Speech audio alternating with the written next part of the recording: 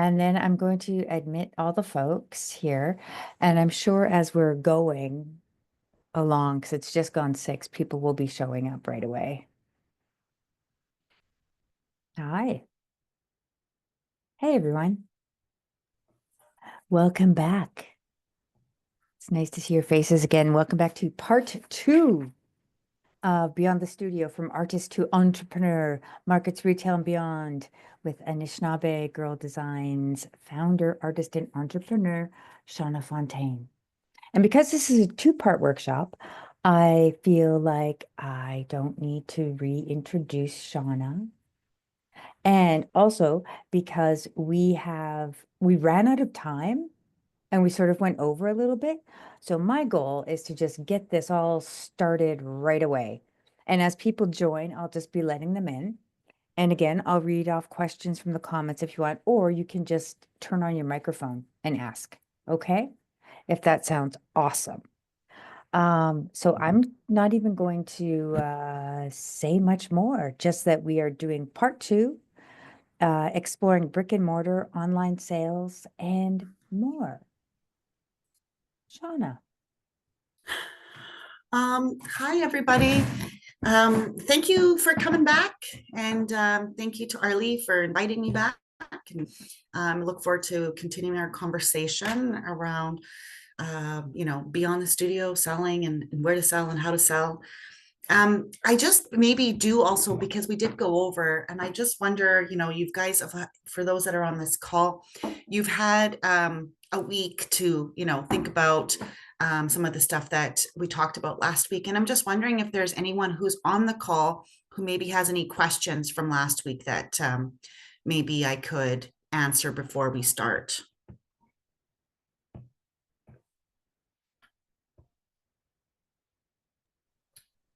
Okay, doesn't seem like it. I like your cat, Shay. Cats are welcome. I Hey, have kitty. 2 cats and 2 dogs, and they're always in my studio space. One's behind me right now. Okay, so last week we talked about setting up at markets and pricing strategies, and then a little bit about my experience and just experience as somebody who runs a market and what that's like.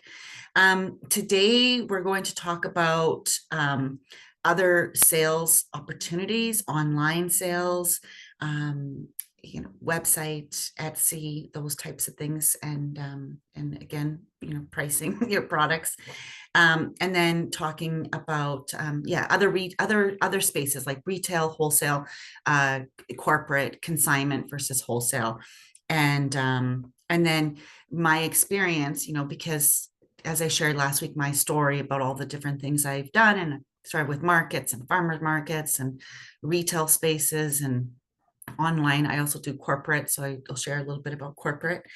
And I opened my own storefront. So we'll have a discussion around, if that was something that was part of your vision, is to have a storefront, what that looks like, and things to consider if you're looking at, ever opening a storefront or opening up your studio space to the public, because that would also be kind of considered like a storefront, having a studio space.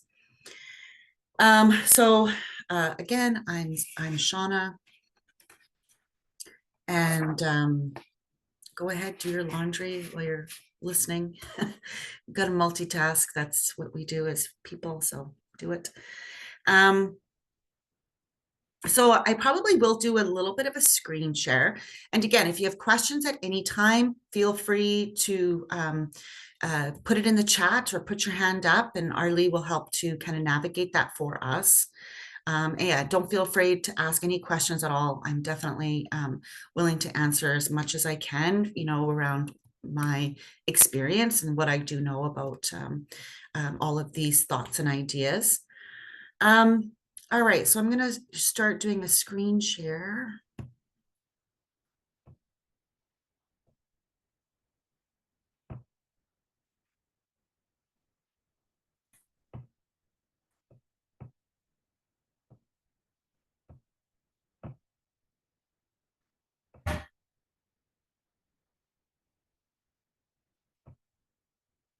All right. Okay, so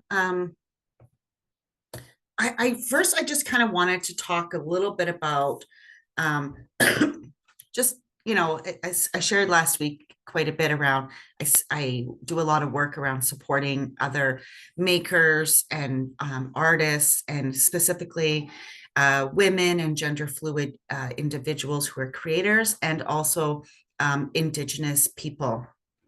I have this absolute love and passion for something that is created by hand. Like I really feel like that when somebody is making something that they put thought and creativity into, there it's so much more meaningful to um, the person who's receiving it, the person who made it, and it has more life to it. Like it's all deemed art, whether that be a bar of soap, a candle, um, a notebook, a sticker, beadwork, sewing, paintings, whatever it happens to be.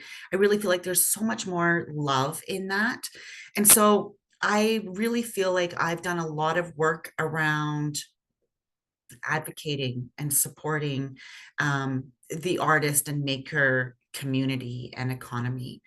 I speak to it quite often, and I tell people to like be very, cautious and aware of what they're buying. I've spoken to other small business owners who maybe have retail spaces around that and ensuring that they're supporting their local economy, and especially when we're talking with what's happening in the world right now, and especially in Canada and the United States, more than ever it's about supporting that local economy. And we saw that through, of course, the global pandemic, about supporting local as much as possible because it's what keeps our economy here at home. And it's not that I'm against supporting economies elsewhere. Of course, we do that. And there's things I order in from different parts of the world. But it's so critically important to be able to keep that here. And I think there's something really beautiful in that.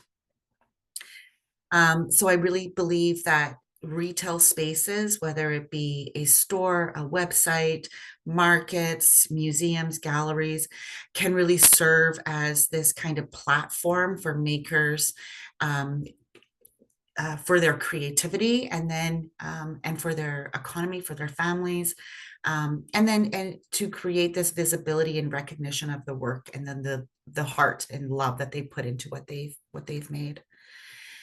Um, so the other thing I always really believe in is when you're doing this, when stores or spaces are buying local, it's about ethical sourcing. And when you're doing ethical sourcing and fair trade practices, it ensures sustainable business practices. So, I'll give you an example of this. Just so in my storefront, because I'm an Indigenous handmade shop, an Indigenous store, I do get a lot of people who are coming in and they're looking for things like, medicines, or traditional medicines, sage, sweetgrass, and so on. Um, and if I can't, and there's things around selling medicines, of course, but then people are looking for things like, um, you know, the shells, the abalone shells for smudging, and cast iron pans, which is what I was selling mostly because I really liked that in my bundle, the cast iron pan. And I did have smudge shells, but I didn't have um, the larger smudge shells because you can't actually get like abalone here. It's not found here. So you can't get that here. Um, and I was having a really hard time finding abalone shells and like the larger abalone shells. And I really didn't want to have to source from the US. It just didn't really feel quite right to me to be sourcing it from there. And so it took me some time to be able to find something that was Canadian sourced. So I was finally able to do that. And they arrived yesterday in my store. So this is a year and a half, almost 2 years later, that they finally arrived, that I finally got them. Um, and then as soon as they arrived, I thought, or one of them, the price that I paid for it, I felt like there's no way that I have to sell it for this amount of money to be able to make it worthwhile for me to have shipped it in and bring it in.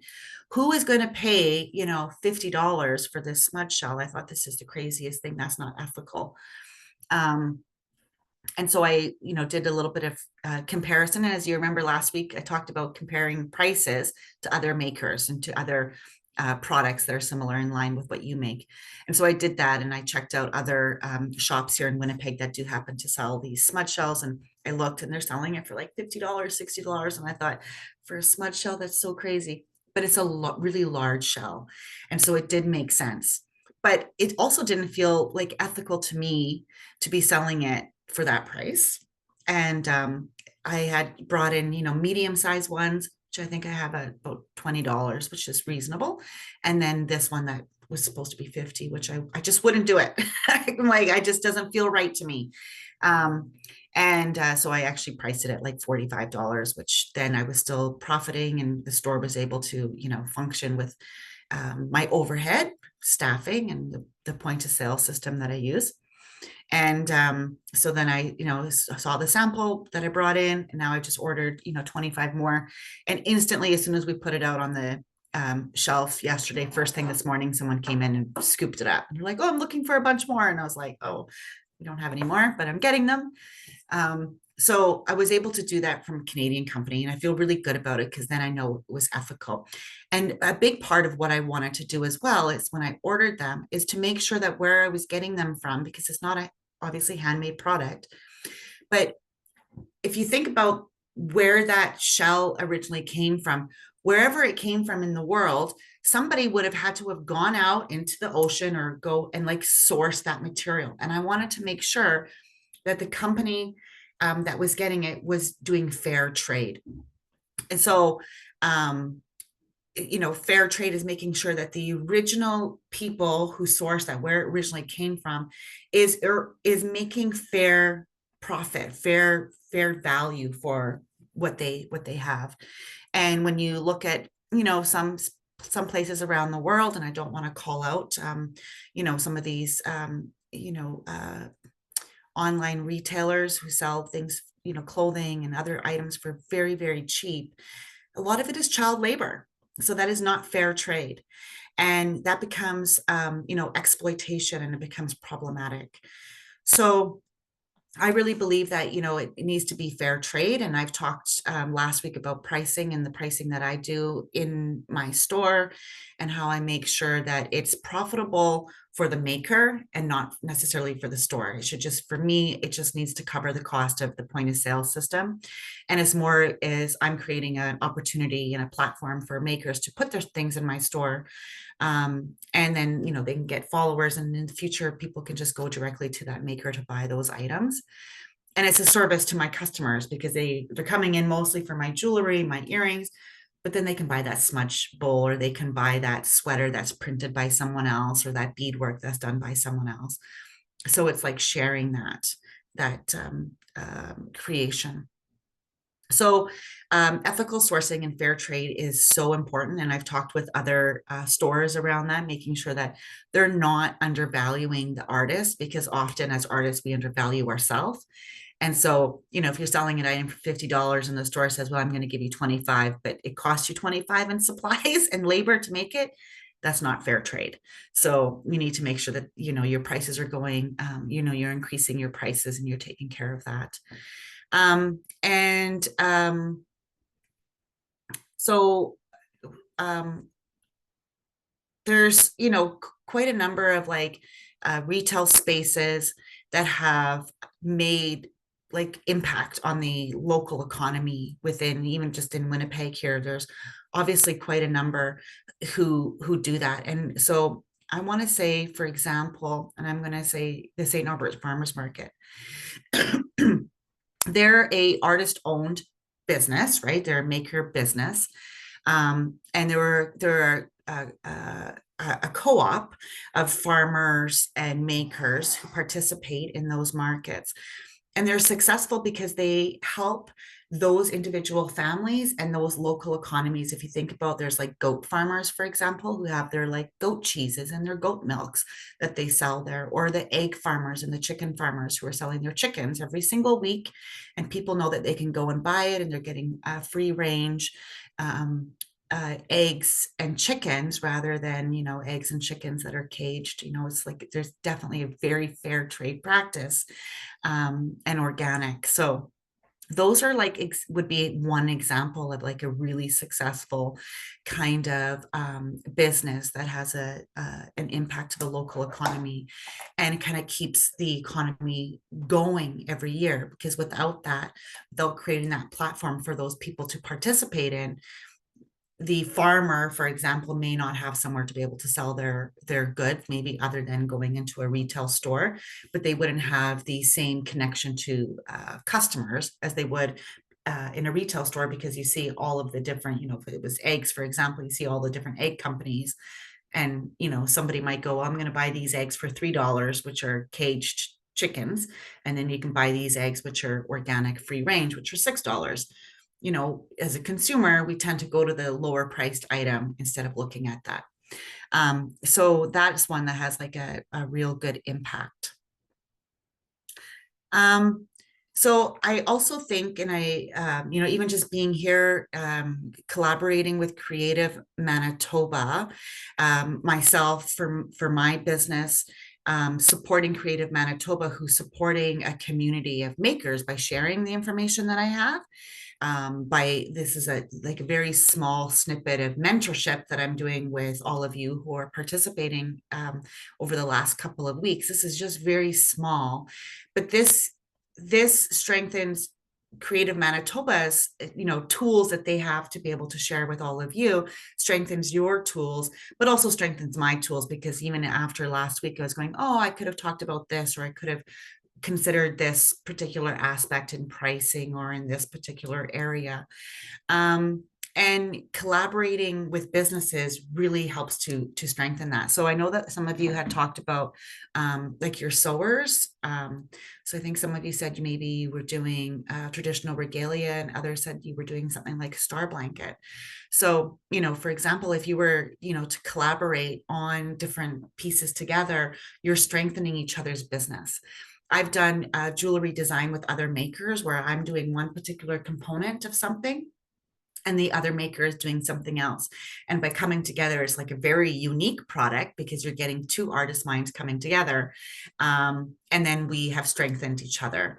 And often you'll see and if you're on Instagram, and if you've done this, then when you do giveaways on Instagram or Facebook, and if you're doing any of that, you'll see makers will come together and do a collaborative giveaway, right? Go follow all of these accounts in order to enter this giveaway. And in Winnipeg, or sorry, in Canada, there's rules around giveaways. You can't do contests and do you must purchase something to do that, but you can ask them to sign up for your newsletter, or to answer a skill based question. But you can get people to follow each other. And by doing that, I think I've done a few collaborative giveaways over the last few years, and it's increased my following. And by increasing my following, it's one maker saying, go check out this maker, and vice versa. And then all of a sudden you're gaining more followers, and you're gaining more customer base, and you're getting that out there. And that creates this kind of collaboration, and creates like a support system. So, for example, one of the other makers who I've done a giveaway with before, I reached out to them yesterday because I had a question of, I've been trying to apply for this kind of a market for a few years. And every time I do, they just don't answer my email. And this other maker got in there, and I ended up messaging and going well, why aren't they answering my email? What's the situation? What am I doing wrong? What's your advice? And then that maker is supporting me and going, well, the applications aren't even open right now. So, here's that correct email address. And that's we supported each other. And we're both jewelry maker, and could have been no, this is competition. I'm not going to share this information and hoard that information, keep it in a vault for ourselves. But doing that, creating really has that opportunity for growth, and creates this lifelong kind of relationship. And I talked about that last week, about being relational, not transactional. And that's what that also looks like. The other thing that's really great about having those kinds of collaborations and connections is that when you do that, you have somebody that you can talk with, other people that you can connect with to talk about any kind of challenges that you're having and successes and what's working for you. So another a store owner who is a small, it's a women's clothing boutique, came shopping in my store one day.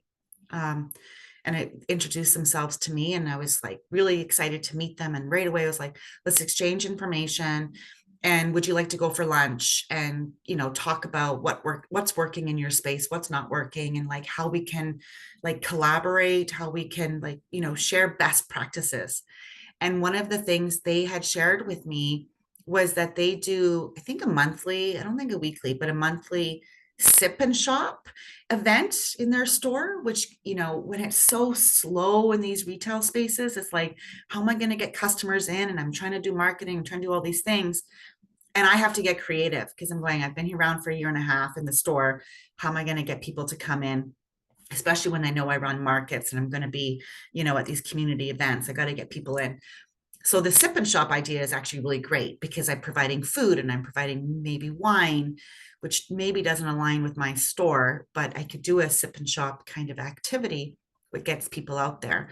And I wouldn't have considered even that option without talking to that person first to see like how they do it, how they get people to come out, what they do, because they often do things like a fundraiser for community-based organizations when they have their sip and shop events. So it's like that knowledge sharing, best practices, and how to overcome challenges when you create kind of a community and connection to other creators or markets. The other thing that you can do if you are trying to build like a little bit of a community is if for those that are maybe sewers, for example, there's opportunities where, so if you do have friends who are all sewers or all coming together, you could do like little sewing kind of groups, right? Like they used to do one, there was a common term like the bitch and stitch or stitch and bitch, and people would come together and just like hang out and do all of their projects together, sew or knit or whatever they were doing, just kind of like a club, like a book club, right? And then you can even talk about ideas like, well, let's do our own little like pop up, like all of our sewing creations, and rent a space, like doing a pop up or like an maybe a cooperative show, or even looking at doing cooperative models of like retail space. For your community, or elsewhere, and those cooperative models, and you can look them up, but cooperative means like you're sharing ownership and you share the workload. And if you're say renting a space for a weekend or a week, and you're having have all these kind of people showcasing their work around a cooperative, you can be successful in that and just be able to generate some revenue for even a short period of time to a long period of time. Yeah, I'm just going to interject. A co-op is an excellent idea. I used to work at Nietzsche Commons in Nietzsche Niche, running as the operations manager of the gift store. And we had a group of women who were sewers, and they ended up getting together and forming a co-op and using a space on the main floor to open up their own shop. And that way they would take turns rotating who was minding the shop. They contributed and shared all of the expenses and but kept their own profits. And so, but sharing everything else. And it was very, very successful. And it sort of led to each of them having their own incredible businesses. But they used the support of each other, you know, just to get out there and do it. It's such an excellent, excellent idea. Yeah, I think that there's like a lot of, I think, and especially for those who are on the call who are Indigenous, there's a lot of people who are creative in the Mhm. Indigenous community, where our economy traditionally has been around creativity and sharing and trading goods, right? Whether that be food products to clothing to beadwork, which was made to show, and it was very competitive, and also made to show our luxury and our skills. And we would do these trades. but we would work together. We never worked in our own little silo, in our own little bubble. It was always a cooperative model where we worked together for the betterment of our community. And so I think it's still very much like that and should be like that. So for those who are Indigenous on this call, if you're a beater or you're a sewer or artist, you know others who are doing the same thing, whether in your family or in your community, and talking to each other and sharing that information. It is like really building a community of artists and makers and helping to support that economy for your families and for your community. Like, really, that's overall. And when I say your community, whether that be the community of Winnipeg, the community of Manitoba, the community of Canada, or your First Nation or your Métis community. Those things are like, it's it's like the backbone of our community. And so when I started the Pata Minomaskiki Indigenous Handmade Market, I could have just started it. It was always kind of my vision, just like the store is. And the store is mine because it's my brand name. But like I said before, I can't be successful without, if my relatives aren't successful. And I don't mean success dollar wise, of course. I mean, just having my name known and people liking the work that I do. When I had the idea for the market, and it was because, as I said last week, there was not a lot of markets and spaces that showcased Indigenous handmade product. It was a lot of imported goods and a lot of, or lack of Indigenous entrepreneurs and business owners who were participating in those markets. And when I spoke with these other women who were kind of experiencing the same thing, and they may not have been in the same field as me, one of them makes bath and body products, for example. And I just love their bath and body products as my go-to product. So I was like, I love your product. They love my jewelry in return. And we were experiencing the same thing, and very new as entrepreneurs. I mean, of course, I've been doing this for 30 years, but I really felt like I still feel like I'm in the infancy stage of my business, even though I'm 30 years in, because I learn every day and every week and every year. I'm learning something new. And especially as times change with social media and online and different spaces. So when I approached them, I thought I could have done it on my own and hired people to help me organize them. But that is not a cooperative model. And it's not sharing responsibility and sharing ownership of this idea and this way of being. So I approached, I think it was one, and then she approached another, and they were like, what about this person? What about that person? We all do something similar, but something different. Let's all come together and start this. And through this process now, we've been, year 3, we're in this, and we've helped so many makers along the way with their business startup, with what they're doing, and helping to build a community for them of shoppers and of clientele. And we couldn't have done it without their support, and vice versa. Like, I feel like they have said that many times, like they couldn't have been where they're at in the community without our support, and vice versa. So it's just like it's a really beautiful, it's a beautiful circle of like love and support for each other. Well, even how, like when I look on Facebook now, as soon as I open it up, especially lately, because Pata is coming up on March 21st, I believe. And every day I see new profiles of new artists. So their value is getting promoted by you and being attached to this market. It's really a gorgeous circle. Yeah, we absolutely believe that you gotta like talk up the people who are going to be there, right? Like, we want to share with others who these people are and introduce them. And as Indigenous way of being and knowing, it's, who you are and where you're from. And when I say who you are and where you're from, it's not just, your name and, your community. It's like, we always, that traditional way of knowing is like, who do you belong to, through your belly button? Who are you connected to? And then therefore through the land, right? So that's why we always do those kind of like meet the maker posts. And the cool thing that we do when we do that is, um, originally we had we had 5 women who started the market with us. There was 5 in total. And one of them, she was doing her master's degree and doing a whole bunch of other really cool, amazing community work. And we all do, like, we're all really busy. And it's hard for us to balance the responsibilities of running the market at times. But this one woman, she wasn't able to do it. She said, I have to step back. It's just too much. And the other one, it was the same thing. It was just too much. And then she ended up relocating anyways, out west. And so we're down to three of us who remain and do this work.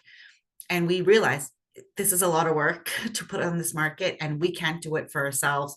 And the whole goal of the market was to be able to mentor, support, and encourage youth on skill building and how to run a business and how to do things. And also, we recognize that we're, well, two of us are a little bit older. Do we have the skills to do social media? Let's mentor a youth to do the social media for us. We can learn skills from them, and then and vice versa, as I said before. And this person who does our social media right now, we've gone through 5 different people helping us with our social media over the last few years. One was a non-Indigenous person, and it was one of the first people we had helping us. But she just happened to have the time and really helped us with that, and it was great, and is a big ally of Indigenous community and issues impacting Indigenous communities, and did a fantastic job. And then we had one of our business partners' daughters did it 1 year, and that was really great. And then the last couple of markets, we've had a Indigenous Métis youth who identifies as queer, and they're a beater themselves, and they work in my store, and they have a lot of free time in my store if no customers are in. So they're able to kind of manage both. And it's also a way to both supplement their income, but give them the skills and tools around, writing, because we do, for example, we'll ask makers to write us a bio in third person.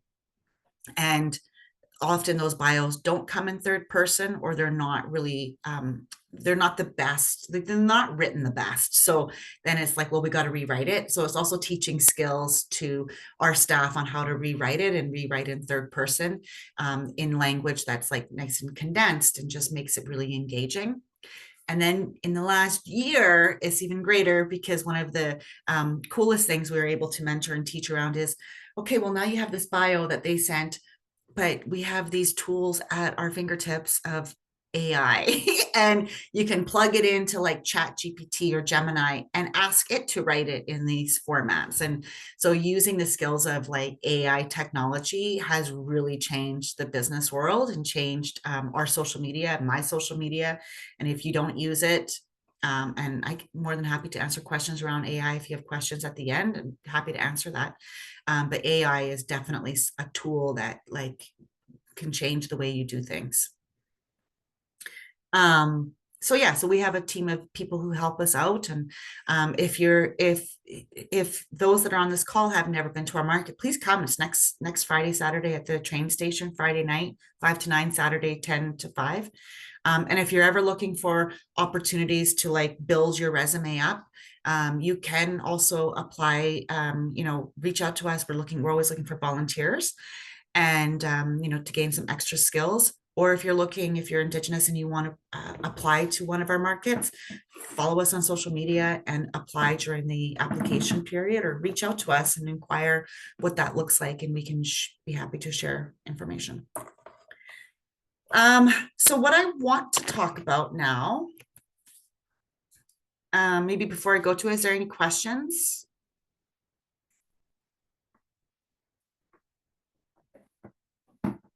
Okay, well, Arlie will let us know if there are. So I want to talk about, and shift gears, and talk about various spaces in which you can sell your work. So last week, we talked quite a bit around markets, and I specifically said things like craft shows and farmers markets. I said powwows, pop-up shows, trade shows, conferences. And I know there was a couple of people who were doing the men's gathering. I don't know if that happened yet. If it did, I would love to know how it went for you. So in addition to those types of spaces, or just selling to your friends and families, I know some of you are doing that. all of these things didn't exist when I first started, right? Of course, I could have tried to reach out to wholesale, and I did a few, and I'm going to give you a couple of examples of that. Um, but I didn't have a lot of things in retail spaces. And only in the last few years have I ever considered doing things like a website. Prior to doing a website, I want to say it was probably one of the first years that Etsy came out. I created an Etsy page and I was trying to do that, but I had a crappy camera and I didn't know how to take a photo. And that's a real art in taking product photos. And I can give you a tip for that as well when we talk about online. Um, so my Etsy page, I never made any sales and I didn't continue with it. And I'm not on Etsy now. I could link my website and my Shopify, which is the platform I use for my point of sale system. I could link it all now because they're all linkable. They speak to each other and they cross post, which is so cool because this wasn't like this years ago. So I could have an Etsy page. I do have a page called Fair, Faire, and it's a wholesaler website. So I have purchased from Indigenous makers through that site. So that's how I found some makers. And I can sell on there to other retailers. And so online, you've got website, you've got Etsy, you've got other third parties. There's, all sorts of different social media platforms that you could be selling on, your Facebook, Instagram, so on. And then other sales opportunities are, your wholesale, your retail spaces, whether that be a shop, a store, a salon, museums, galleries. And then there's corporate opportunities for selling, and I will go into that a little bit later. And then there's other things that you can do. So if you're an artist, and so many people are doing this now, and this also wasn't really a thing at one time, is getting your art printed on things like, of course, you can get it like replicated in prints, and the life of that particular piece of art goes on and on and on because it's endless amount of times that you can sell it. Or you can also make it a very limited edition. You're only going to do 100 prints or 500 prints. So it makes it very exclusive. Or you have just one print, right? If you have just like your original. And you tend to, if you're going to do something and sell a print, you tend to, your original, you sell for really, the highest value dollar wise. And then your prints you can sell for 30, 40, $50, $60, that type of thing for your prints. And you can just keep getting them reprinted.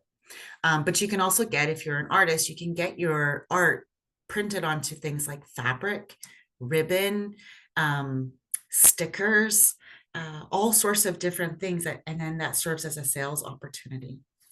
And then there's, of course, getting into storefront if you're opening up your own storefront or opening up your studio space to the public. So these are all some sales opportunities that you can do. So we're going to talk about that. I'm sure there's others in here as well, but these are the ones I feel like are fairly basic. All right. So online sales, what you need to know. E-commerce basics, your fees, your audience, your branding, shipping. These are very basic. So understanding e-commerce is online. So whether that be a website or a third-party platform such as Etsy, Shopify, Squarespace, there's even on Amazon, you can go on the Amazon Handmade, eBay. There's even websites such as like the Powwow. There's Powwow Marketplace. I think that's what they call it, Powwow Market. It's through Powwow Pitch. There's like the Indigenous box that also has online spaces. And then there's social media shops, and then there's also Shop. And I'm on multiple of these, and I didn't really realize I was on multiple. I didn't know I was on Shop. If anyone's familiar with Shop, I didn't know I was on it. I didn't know through my Shopify point of sale system when I was adding things to my website. I didn't realize it was also adding me on Shop. And all of a sudden I'm getting all these sales through Shop. And I was like, what is this? And I don't even really understand it, but it's like an online platform, and you can shop through it. Um, I'm not really sure even how it works, but I know it's connected to my website, and you can connect things. Um, so one of the things I would just say, if you're thinking about, maybe can I just ask, maybe by raise of hands, maybe I don't know, Arlie, if you're able to see everybody, or if you could just put a thumbs up, if you know, do the thumbs up. How many of you have a website? Do you have a website or online?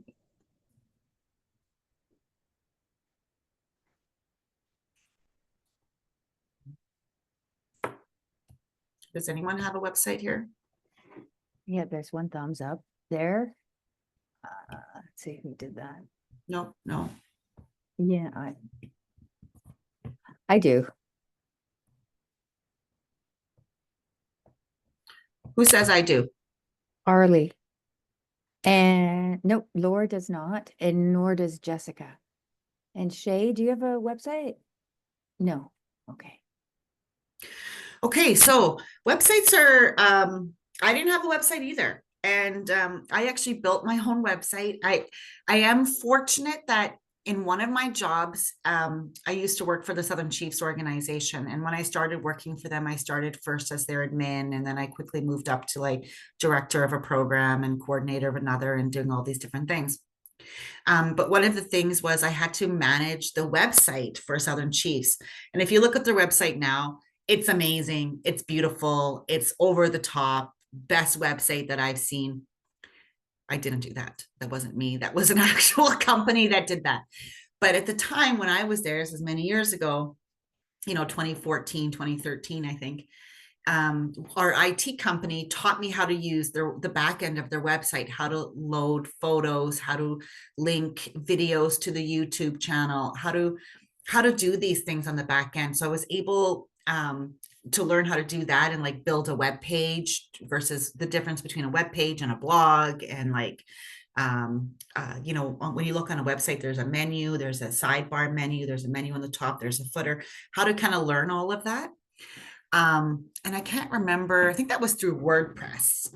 So it was a fairly simple kind of like website builder, and they had built that website, and then they taught me how to work with it. So that was fine, but I never had my own website.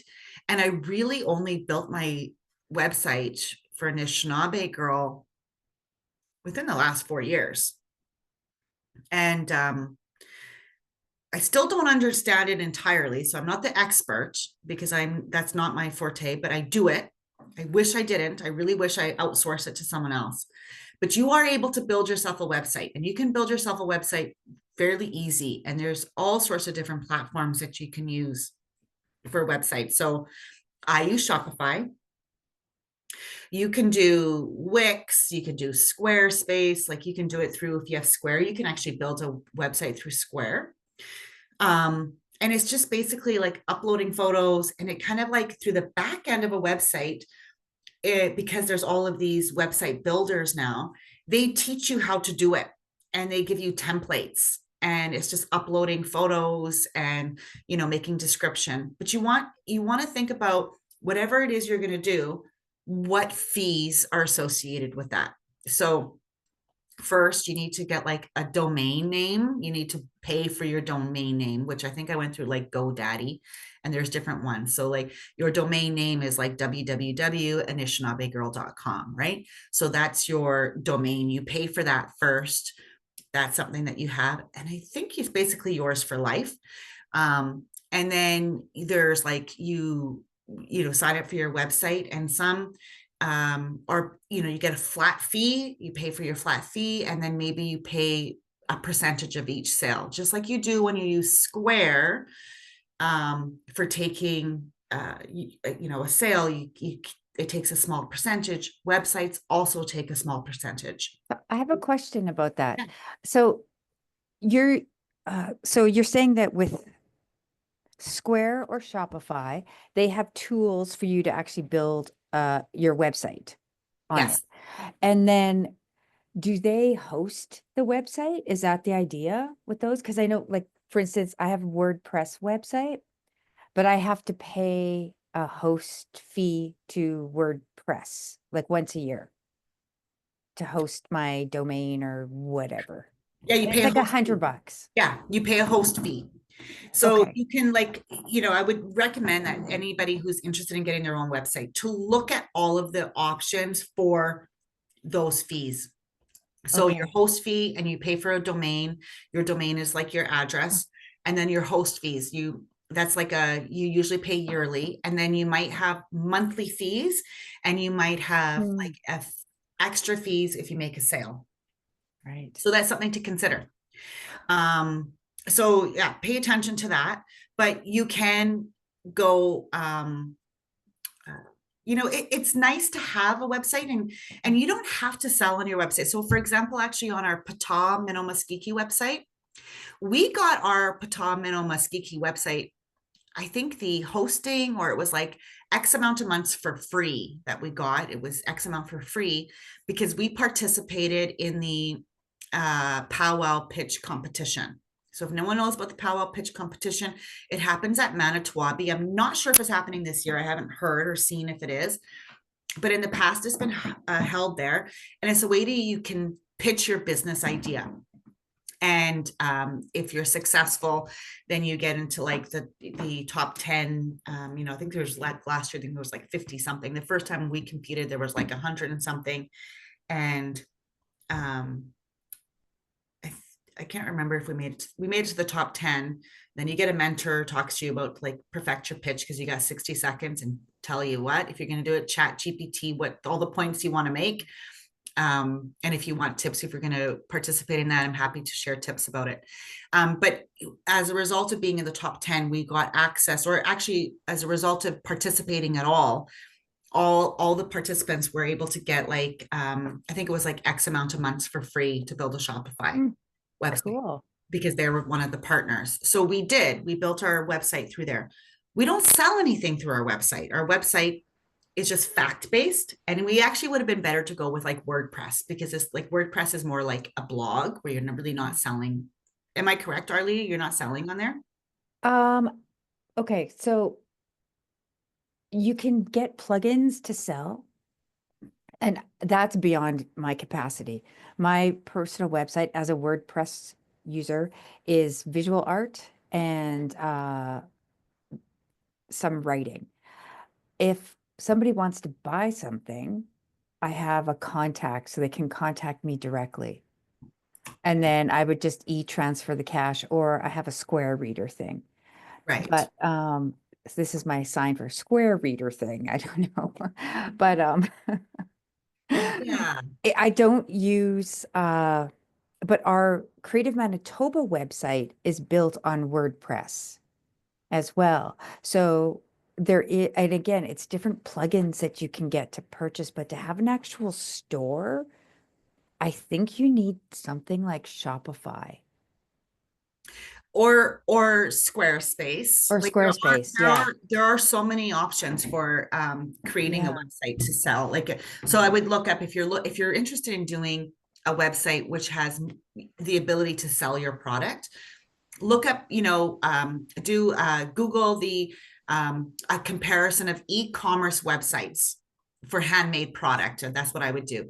And then look at the various things, and it will show you like this website, this platform versus this and versus that. And for those that don't know what Arlie was referring to with a plugin, so Oh, on my Shopify, for example, my Shopify, I have uh, uh, so on my website, my Shopify is also my point of sale system, is how I take payments, and it's my website, so it's perfect for me, for that purpose. And a plugin is like an app that you download into your Shopify website, or your back end stuff that people don't see. And so for some websites, the plugin is the ability to be able to take sales. Another plugin for me on mine is I have to create barcodes for all of my product, right? It has barcodes. So one of my plugins is a barcode creator, and then the connection to be able to print my barcodes. So that's a plugin. So it's like an extra thing. The other one is when you go onto a website, when you go on a website and it says sign up for our newsletter, and then you can plug in your email address, sign up, and you get 10% off. That pop-up is it's a plugin. It's an extra feature that you have to like sign up for. Does you probably pay for some of these plugins, but I don't use the newsletter right now because I'm not doing that, but you can. And that's the nice thing about doing your own website is if you are really skilled, you can go and create a newsletter. And the newsletter can be everything like I'm having a sale this week or new product drop or whatever it is, or find us here. So the newsletters are really great. Now, I'm not an expert in websites. My website is okay. It only has my product. It doesn't have other people's product. The Patal website, we're doing it on Shopify. We should have did it on WordPress because we're not selling anything. And we would benefit from doing things like a newsletter because people want to sign up for, for example, like letting us know when, letting people know when the next market is and applications are open. We're overstretched and we don't have the time to do that. So we'll get there and we'll hire someone who's going to help us with that. But it costs money to hire people, so we try to do it ourselves. It does. Upcoming at Creative Manitoba, we are in the process of working with someone to design a program to design your own website. And there's also things like Winnipeg has a WordPress meetup group. I know meetup seems so whatever 2010, but the meetup group for WordPress is still alive and kicking. I know you can find them on Facebook, and I think they have a web page, and they meet up, I think, once a month, and you can learn how to build your website there as well. Or if you have a question, like, I just want to know what this plugin does, or how can I get this thing to happen? Yes. And I can say that with my website, I built it myself and I feel like I did okay. But if you do branding for your product, right? Like, so mine, I branded, I have my logo, which is gold and black. And it doesn't actually have like the color code. So I'm a little bit behind on some things. I'm not the expert in everything. And there's things I need to still do. But with Pata, we got a brand new logo. And when we got that brand new logo, the designer gave us the color codes for every single color, the fonts for every single font, so that we're consistent all the time. And so you're able to, with the website, plug, like, this is your theme, this is your branding colors, and you're able to plug that into a website. So it's always consistent, which is really cool that you can do that. But so if you were to all go visit my website, Anishinaabe Girl, you can see everything in there. That's a theme. I didn't build that. It was like, basically it's a template. Just like if you look at Canva, if anyone uses Canva, it's a template that you use and you just plug in, drop in those photos and those types of things. The other platform that is really popular for handmade is Etsy. The bonus to Etsy, and I can't recall if I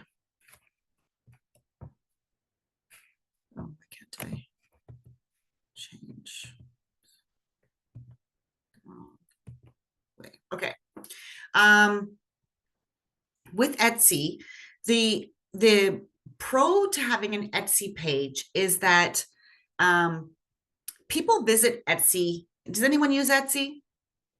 Anybody shop on Etsy? I shop on Etsy all the time. I'm always on there. I just bought the most amazing vulva earrings from Czechoslovakia on Etsy.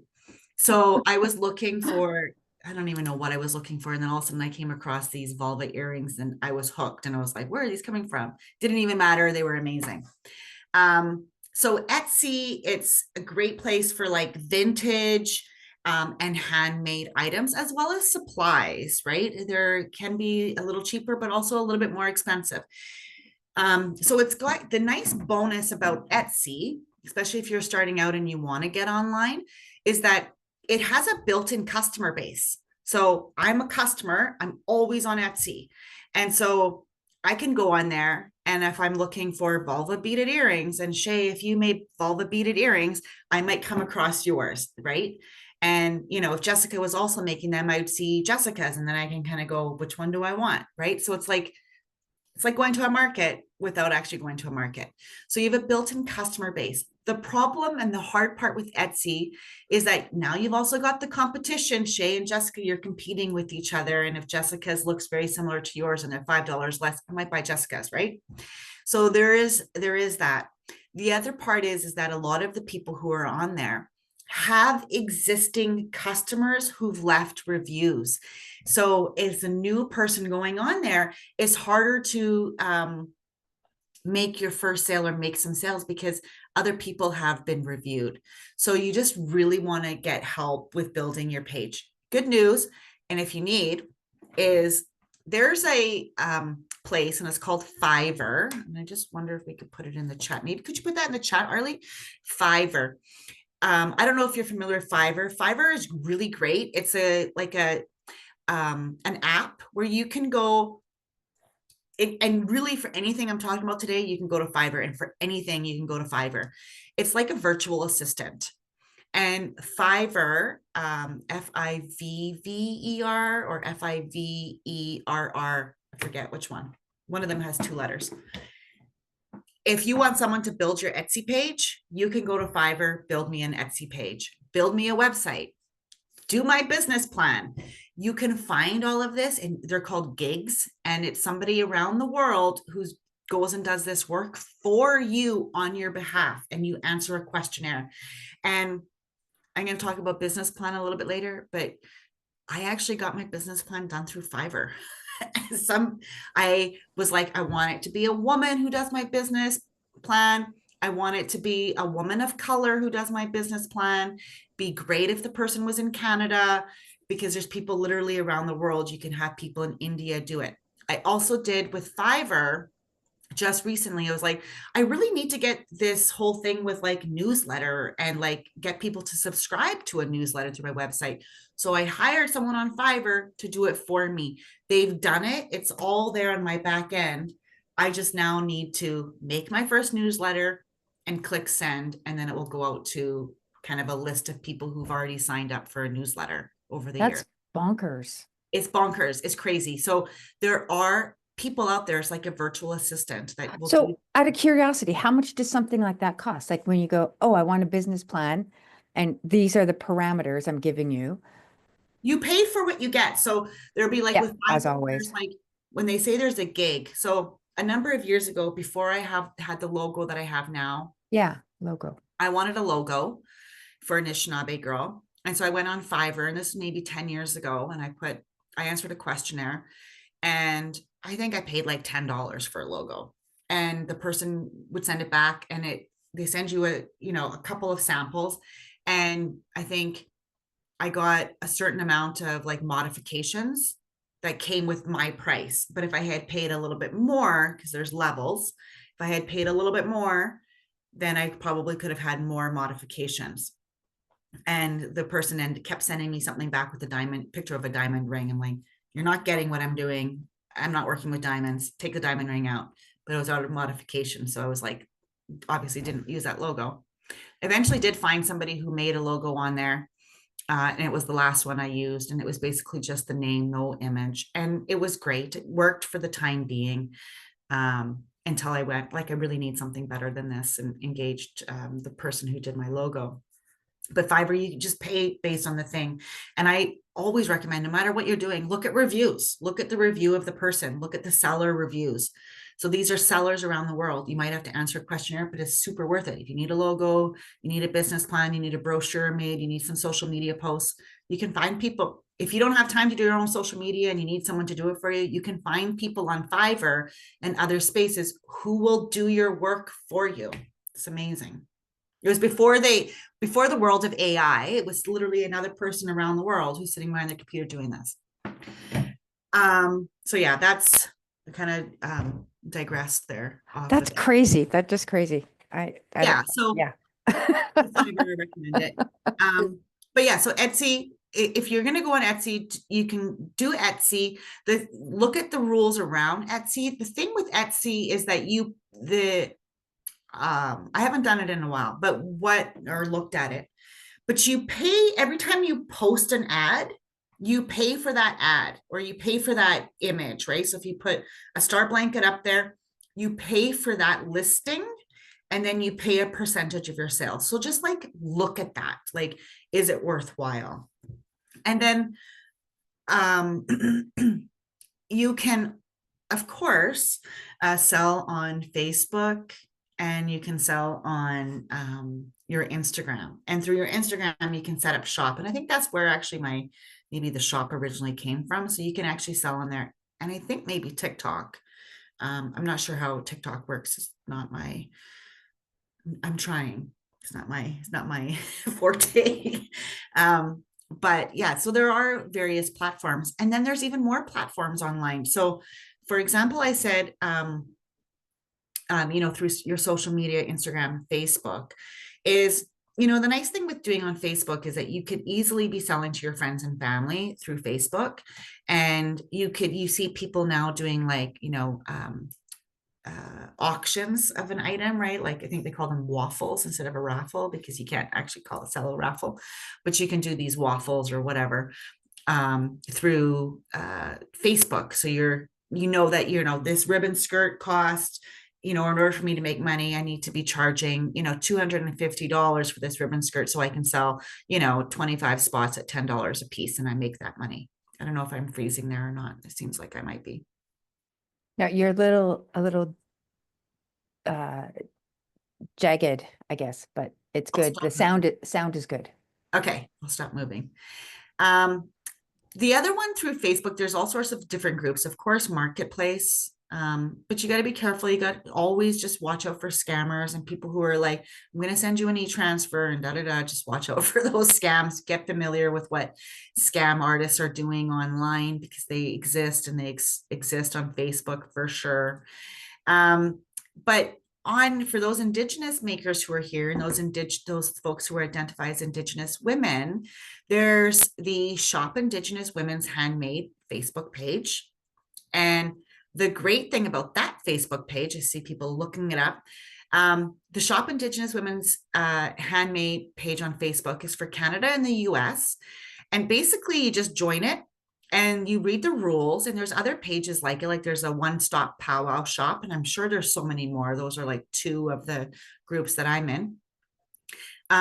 But you can post your item for sale in there. So, you take a photo of your item. They have rules like you need to have a business card, or if you don't have a business card, a piece of paper with your name and your location and maybe your community in the same photo as the item. It's to ensure that people aren't just posting someone else's beadwork and scamming and trying to collect money. So that's why it's there. It's to protect the consumer and protect the artist. So you post your item that you have for sale, and you follow the rules. Like, I'm from Manitoba, I'm, whatever your community, in the description what the item is, and that it's available for sale. And anyone who's on the page, and there's thousands of people who are on the page, might be interested in that product, and will reach out to you, and you make that sale, and you do it through e-transfer. It's fantastic. During the pandemic, that is where I was selling, and that is where I got tons of followers on my Facebook page. And through that, both my Instagram and Facebook, and through that, I would have, during the pandemic, I had to make an Excel sheet of all of these online sales that I was getting, and where it was being shipped to, if they paid me, what the item was, all of that information. And my tracking sheet was crazy long. Like, I was selling so much through that Facebook page, and my stuff was literally going like to Texas, and going like all over the states. Like, how many people from Minnesota were buying from me? It was so weird. I'm like, how are you finding me in Minnesota? And like BC and like Nunavut and Northwest Territories, went all over. It was the coolest thing. So I recommend that page. Go there. The other thing is, people will post in there like, in search of sunflower themed items, or in search of like someone who does grad caps or beaded grad caps or this and that. And if you do it, then you just plug in your photos of what you have. I have this available. And you'll sometimes see like 500 people commenting what they have. And it's fantastic. So that's another little space that you can be selling at online.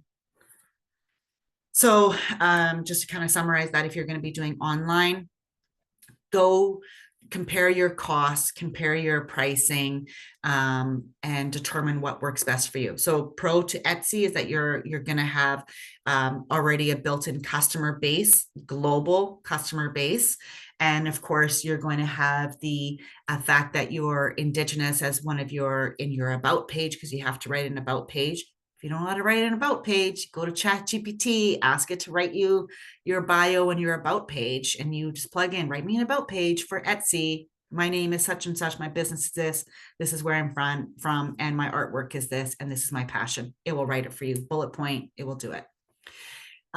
So that's the great thing about Etsy. The great thing about your website is that it will pull people to your actual website, and gets people familiar with who you are. But again, have an about page. It's really critical. People want to know who you are. The other thing though is with having your own website is, how are people getting to your website? If they're not seeing you anywhere, and you put all this money into your website and nobody knows to go to your website, then you're just throwing away your money. It's like having a store and nobody knowing your store is there, right? Having a craft show and not advertising it anywhere and just not putting a sign up, not sharing it, nobody's coming through that door. So how are they getting to your website? Through your Facebook, through your Instagram, you have the option to be able to, on your TikTok and other social media platforms, there's an option to put in your description a website or a link tree, I think it's called link tree.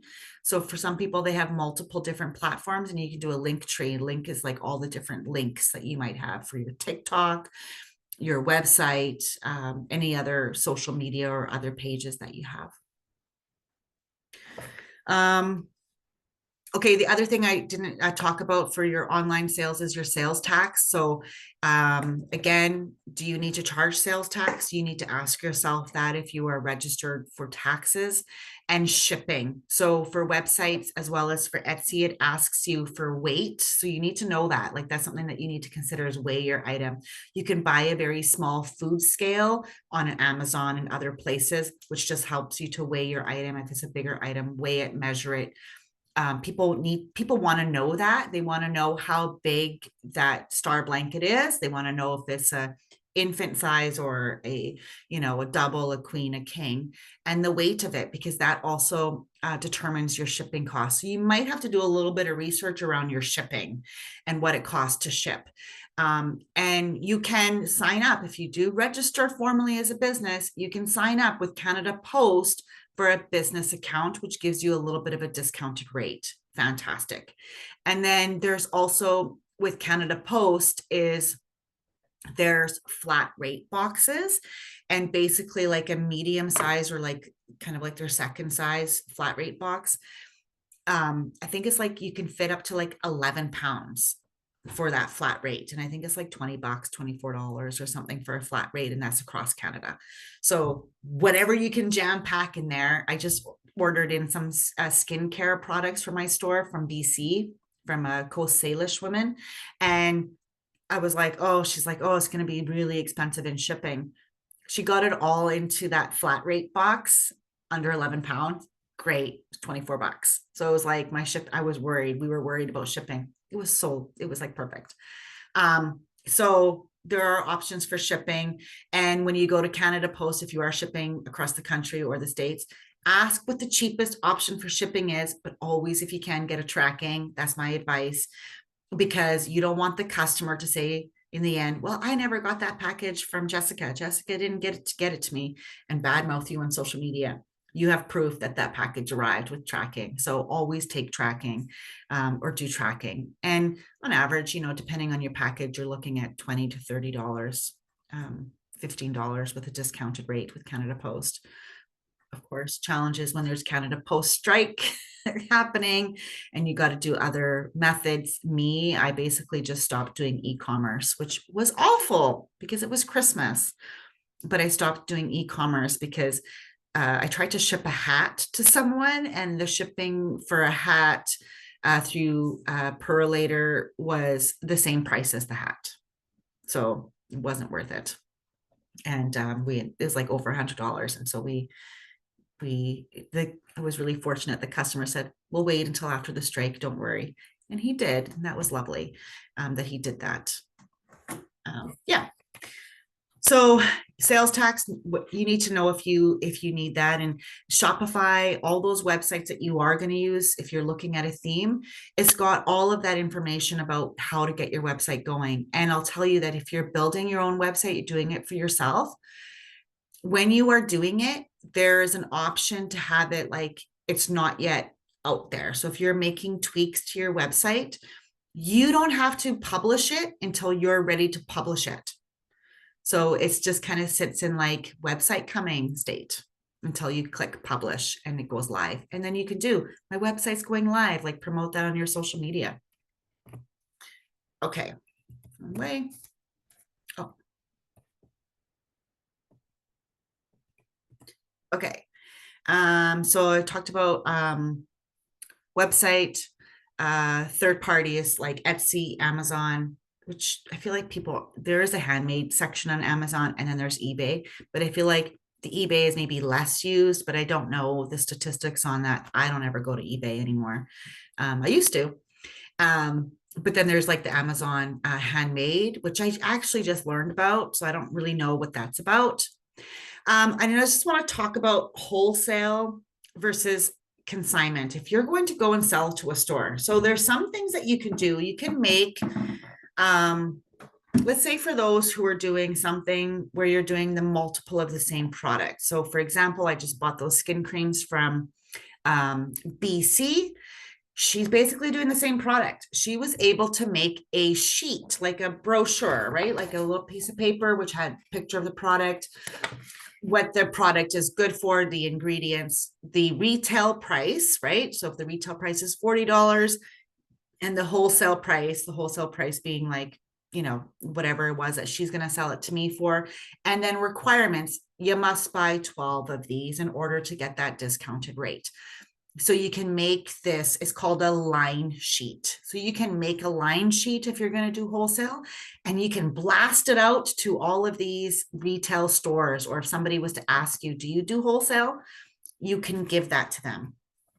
The difference between wholesale and consignment, for those here who are interested in doing that, is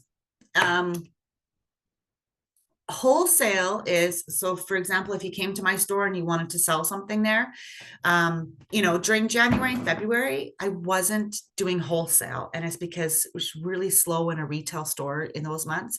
So I told makers I was really only doing consignment, and I don't like doing consignment.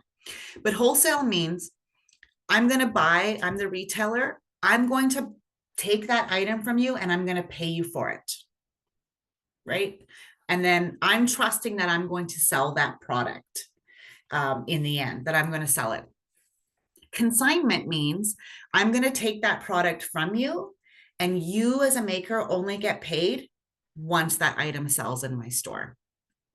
And generally, there are rules around, and you have contracts, whether it be wholesale or consignment, that you might sign with the store. And especially for consignees, you probably want to have some sort of contract. You, as somebody who's going to provide items, you want to have some sort of contract in place that you left 6 blankets with this store to sell, and that they are going to give you X amount of dollars for that. Because if all of a sudden it disappears and you don't get it and you don't have proof that you gave it to them, you can't do anything about it. So protect yourself as a seller. Make sure you have something in place that shows that you are going to be guaranteed that money once it comes in. So a consignment contract. Consignment is great for larger items for a retailer, because, so for example, I had soapstone carvings. I didn't know if I was going to be able to sell them in my store. In a museum, they're going to sell. In a store, I wasn't sure. So I didn't feel comfortable having a $400 item that I might have to pay $300 for and sell it for $400. I couldn't afford to have all of these $300, $400 items, but I could afford to have them on consignment, because once it's sold, then I knew it sold and I can give the money to the artist. So that's the difference. However, for wholesale, if it's like something that's small, like stickers, I would never do stickers on consignment. That's like, what a waste to the artist. If the artist is only selling them for $2, at a wholesale cost, and I put it on consignment. That's ridiculous. Just buy the stickers for $2. If I don't sell them, I don't sell them. I'm gonna put them on my own laptop. You know what I mean? So consider that if people are asking you, and as much as possible, try to avoid consignment as a maker. That's my perspective. And I can say this: when I first started doing jewelry making and had some stores who were interested in putting my stuff in their stores, there is a store who's still around. They've had 3 different locations in Winnipeg to date. And I had my stuff in their first location.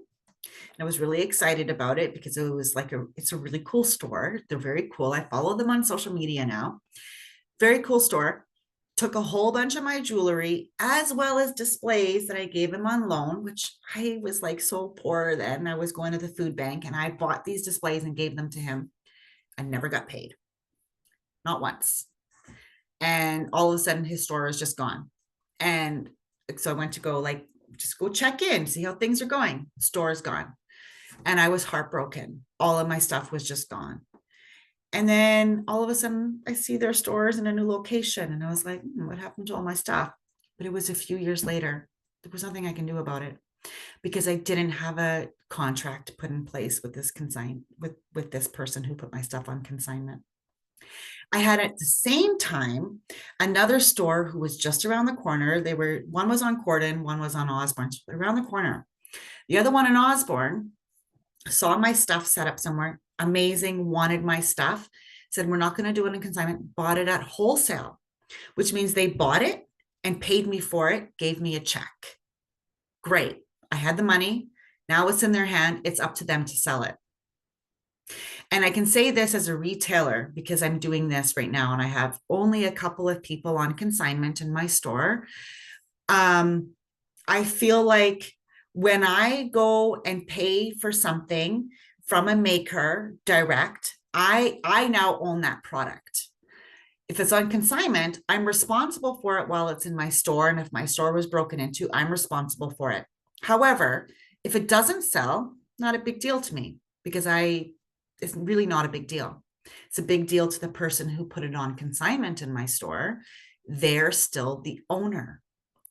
Now, why am I going to go and sell this item that's on consignment? If I have one candle on consignment and one that I bought, I'm going to go sell the candle that I bought, not the one on consignment, right?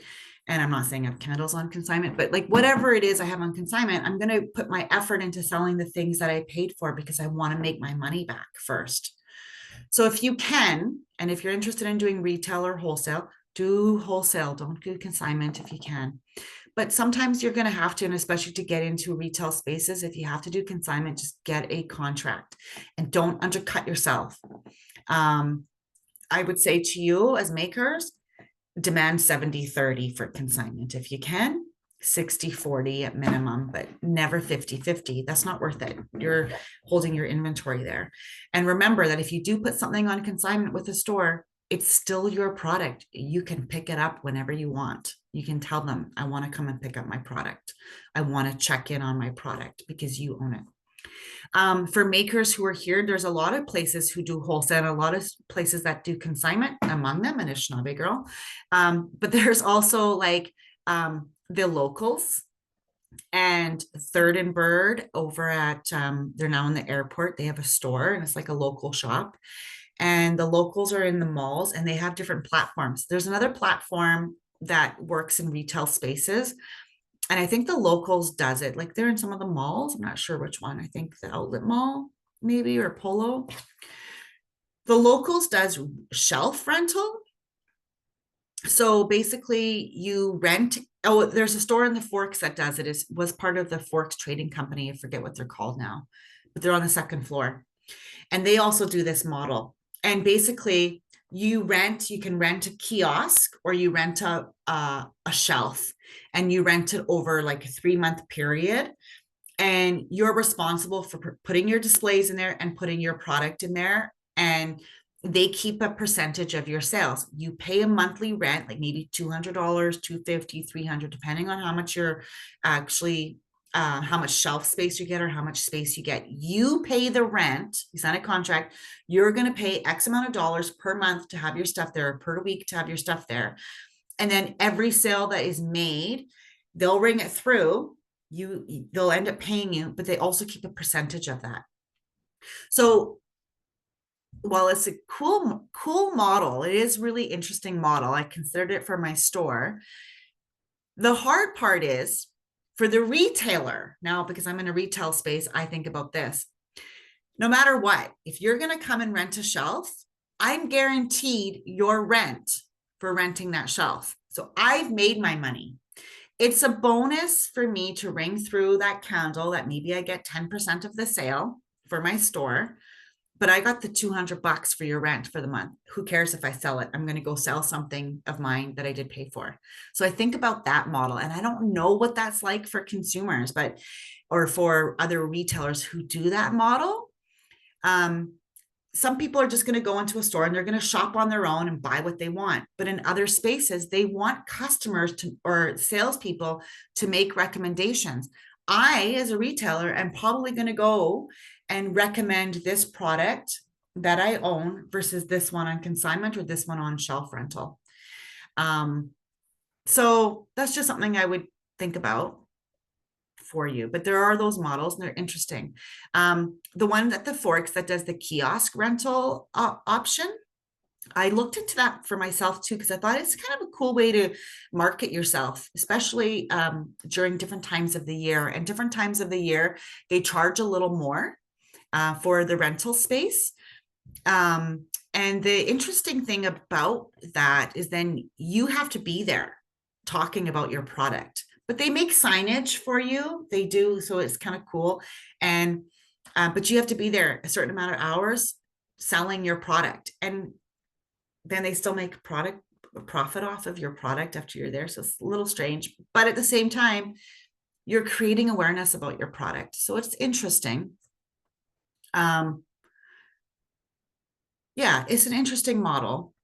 But, you know, if you're interested in doing wholesale or retail, like getting your stuff into retail spaces, stores, museums, boutiques, the best thing you can do is reach out to them, follow them on social media. Hey, do you take from local makers? This is what I make. Go meet them, walk into their store, do the old school soliciting, knocking on doors, go introduce yourself to them, bring them your product, show them your product, be a salesman for yourself. Talk about what your product is and what you have to offer and what your wholesale looks like. So make sure you have established before you do this, you know how much your item is retail and how much it is wholesale, so that you can go to them with that. This is $40 retail. I would sell it to you for $30, and this is how many I can produce of it.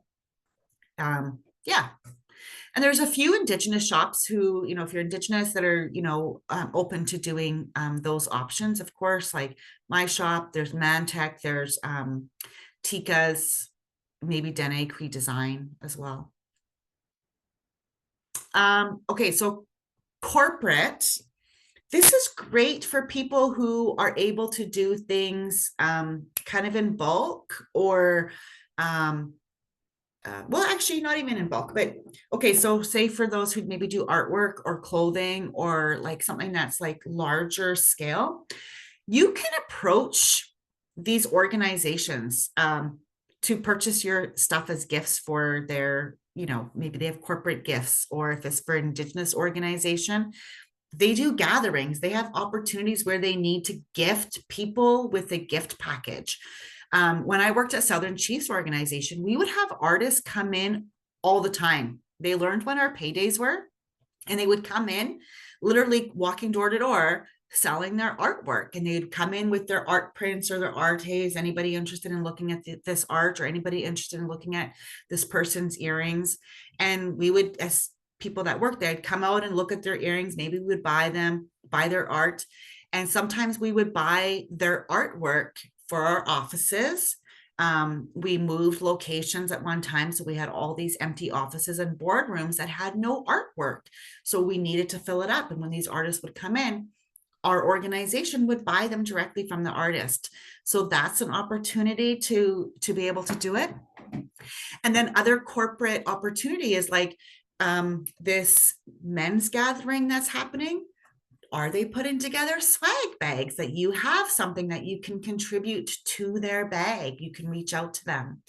And by doing that, or making a brochure about the things that you create, and that if they're looking for gatherings, for wellness gatherings, or some sort of something that you make, that their organization may be able to use, especially if it's like smaller pieced items that they might need 100 of, they're sure as heck going to think of you in the future, especially if you create something that's tangible that they can look at, like, this is what you offer.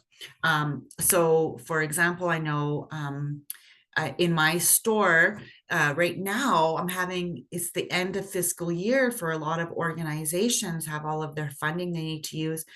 I'm getting a lot of organizations reaching out to me like, hey, we need 50 gifts and this is our budget and we need it, we need to use our funding by the end of the year. It's fantastic for me. And I feel so grateful that people are thinking of me, because it's been a dead month. Like, it's slow and people aren't out there buying jewelry right now. So I'm relying on them to come in and buy these packages. And then I think about like my business partner for Pata, like I just also saw did a post like, still accepting orders for end of year spending. We have all of this available. So you could do the same thing and you could share that on social media with like various organizations. And for those that are Indigenous on the call, don't just think inside the box of just Indigenous organizations, like, your political organizations and your CFS agencies and your tribal councils and your communities. Don't just think there. Depending on what you have, think bigger. What about like investors group and like these banks and stuff who are maybe looking for gifts? Like, those are amazing opportunities for you to be able to sell your stuff, especially in like for profit, like in the corporate world. They have funding and dollars to spend on things that maybe non-Indigenous people Indigenous organizations and grassroots not-for-profits don't have the same dollars to be able to spend. But sometimes big CEOs want to buy their admin person a beautiful blanket, a beautiful, bouquet of flowers, or whatever it is that you might put together. They may have those dollars to do it. And think of important days, right?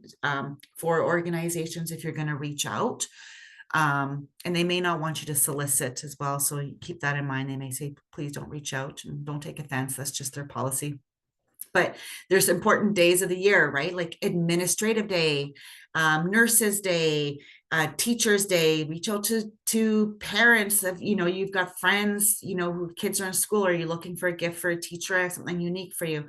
Like, those are all opportunities where you can sell your stuff. And then art on material. So like I said, you can get your art printed on materials, and there's different places that do that. Stickers, if you're like designing something very graphically, or you have an image, you can get it scanned. There's different people who can do that for you and turn your image into like digital art. If you can't do it, you can get it put on sticker, and you don't always get stickers printed. You can do it yourself through a Cricut machine, but you can actually get it, like upload it to various sites and get it printed as a sticker. Get it put on a sweater. I'm wearing, this is one of my sweaters. This was my design, and then I actually just get it printed on sweaters. So those are things that you can do as well to be able to have that. Notebooks. And then there's also art on materials, and kind of connecting to corporate is that not only can you get your art printed on materials, but there's all sorts of contests with different like banks and different corporate entities who are always looking for artists to submit a piece of artwork for consideration for their calendar. I know Peace Hills Trust, their bank does that annually. So if you're an artist and you're looking at doing that, you can get it like featured on their website, get it featured in their calendar, and also make money off of it. And then it gets your name out there. So those are kind of opportunities for that. Before I go on to the last section, any questions? I just wanted to thank you for the ideas. The men's wellness gathering is on next week on the 18th and 19th. I thought so. Yeah, Yes. I thought so. So thank you. Beautiful. And I think for that, for those that are doing that, make sure you have things that are for men. Men don't tend to want to shop. So what is engaging for men to come to you, right? Because you're going to have a lot of men there. Of course, there's going to be women there. So just consider that. Make sure you have things for everybody. That's why I was like, there's no reason for me to go there. I specialize in earrings. Like it wouldn't make sense. Wouldn't be my target audience. So just know your target audience as well, right? Like if you're going to go into storefronts, who is their target audience, right? Like I have some of my stuff in hair salons, which is kind of cool. And they are my target audience because when you in a hair salon, you go to a hair salon, you get your hair cut, maybe you get your nails done, you do whatever, and you feel so good about yourself and you're like, I'm so beautiful, whatever. But also the earrings are evoking that same emotion. So it's like it complements each other. So it works great having something in a salon. And then I also make like toe rings and ankle bracelets. And in the summertime and in salons, it goes really great because their nails are done and then they want that little toe ring, which is so lame, I think. Still, like people this many years later still wearing toe rings, but we are. And yeah, so people like that with pretty toes. So that's the right audience for me. If it was like a senior citizens hair salon, not the right audience for me, right? In a care home hair salon, not the right audience. So just knowing who the audience is of that store where you're going to be. And for Indigenous makers, museums and galleries are amazing. You just need to make those connections to those spaces. Okay.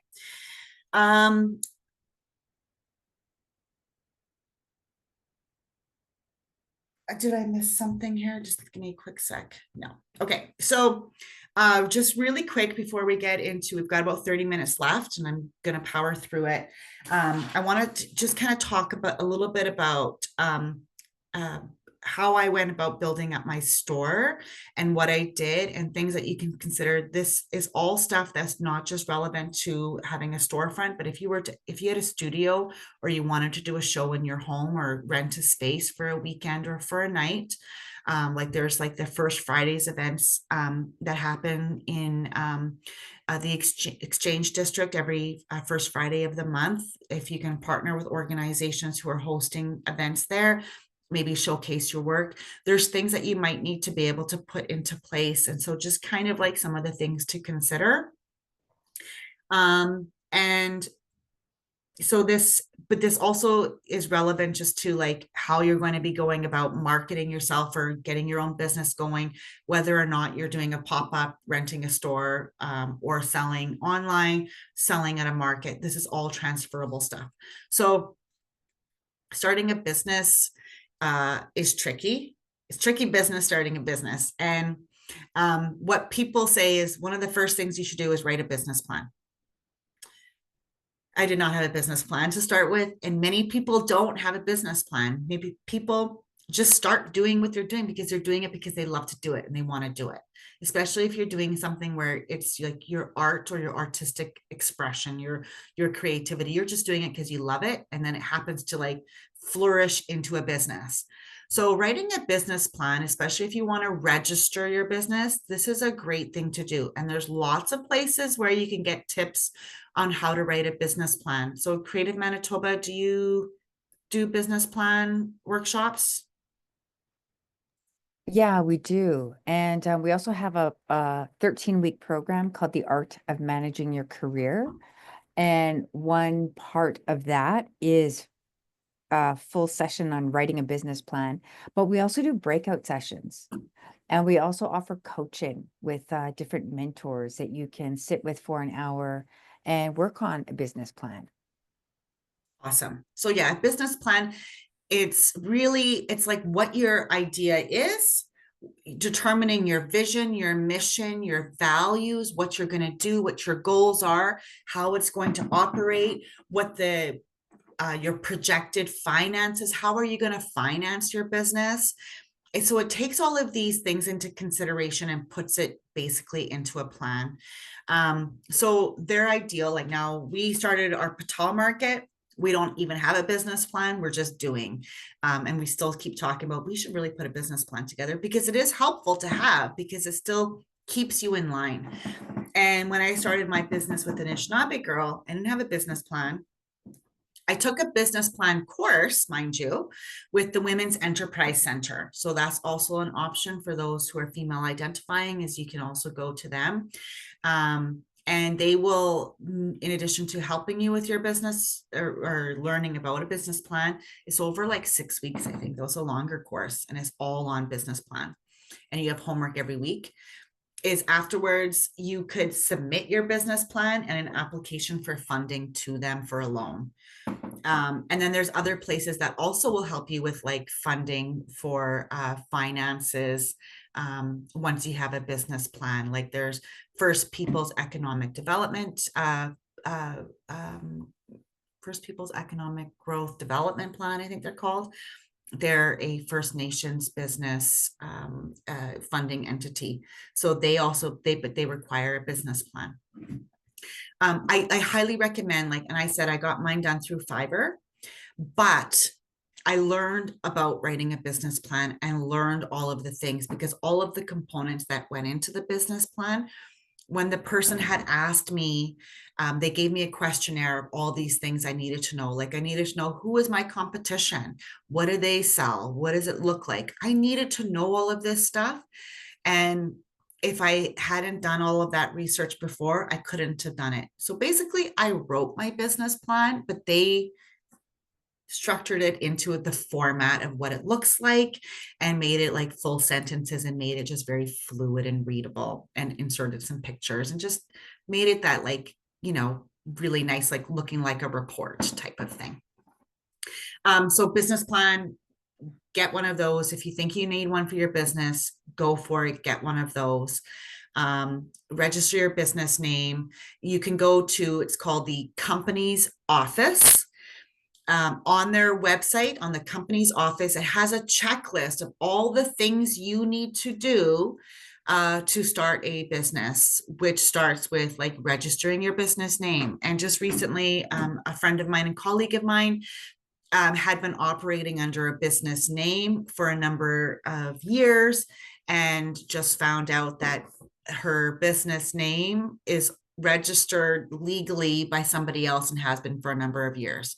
So register that name, secure it. If you really like that name, I would be devastated if all of a sudden somebody had said that, no, I'm an Anishinaabe girl. I would be devastated because I've been using that. So my name is secured under that. Those are the legal considerations, because you don't want to get sued for using someone else's name, right? Imagine if all of a sudden I'm Subway and I also make sandwiches. I couldn't do it. It would be against the law, right? If you need any kind of banking for any of your business, like if you need something separate, if you're going to do a formal business bank account, you need to have your business registered. You need to have that taken into account before they'll consider giving you a business account. Otherwise, you just can still operate as a sole proprietor, sole ownership of your business under your business name. And that's what I did for a long time with my Anishinaabe Girl, until I opened the store. I opened a formal business account, and it does help because it keeps my business stuff separate from my personal life. So it does help. But that's just because I've grown to that point of my life. When you're like, so I did the business plan, I opened my store. There's all these things that went into opening the store, and I'm going to talk about that quickly. But biggest part of what I do is my social media marketing, or any kind of marketing. So I already talked about, you can do like newsletters and things like that. Learning how to do photography, really important. There's TikTok videos and Instagram videos and reels on like the best way to do photography. There's all sorts of apps that exist out there where you can take a photo of, you know, your cup or whatever and crop out the back. And if you crop out the back and put a fake, AI is a miracle, put a fake background. You can go onto my Instagram, my social media, and I think there's a pair of like earrings that I just posted a couple days ago. And I just took the photo sitting here on my desk, literally here. And then I uploaded it to an app called Photo Room, and there's a few different ones. And it took out the background, just the way I'm kind of blurred here. It took that out and put a fake background. That is not my background. It's fake. Yes, amazing. So great.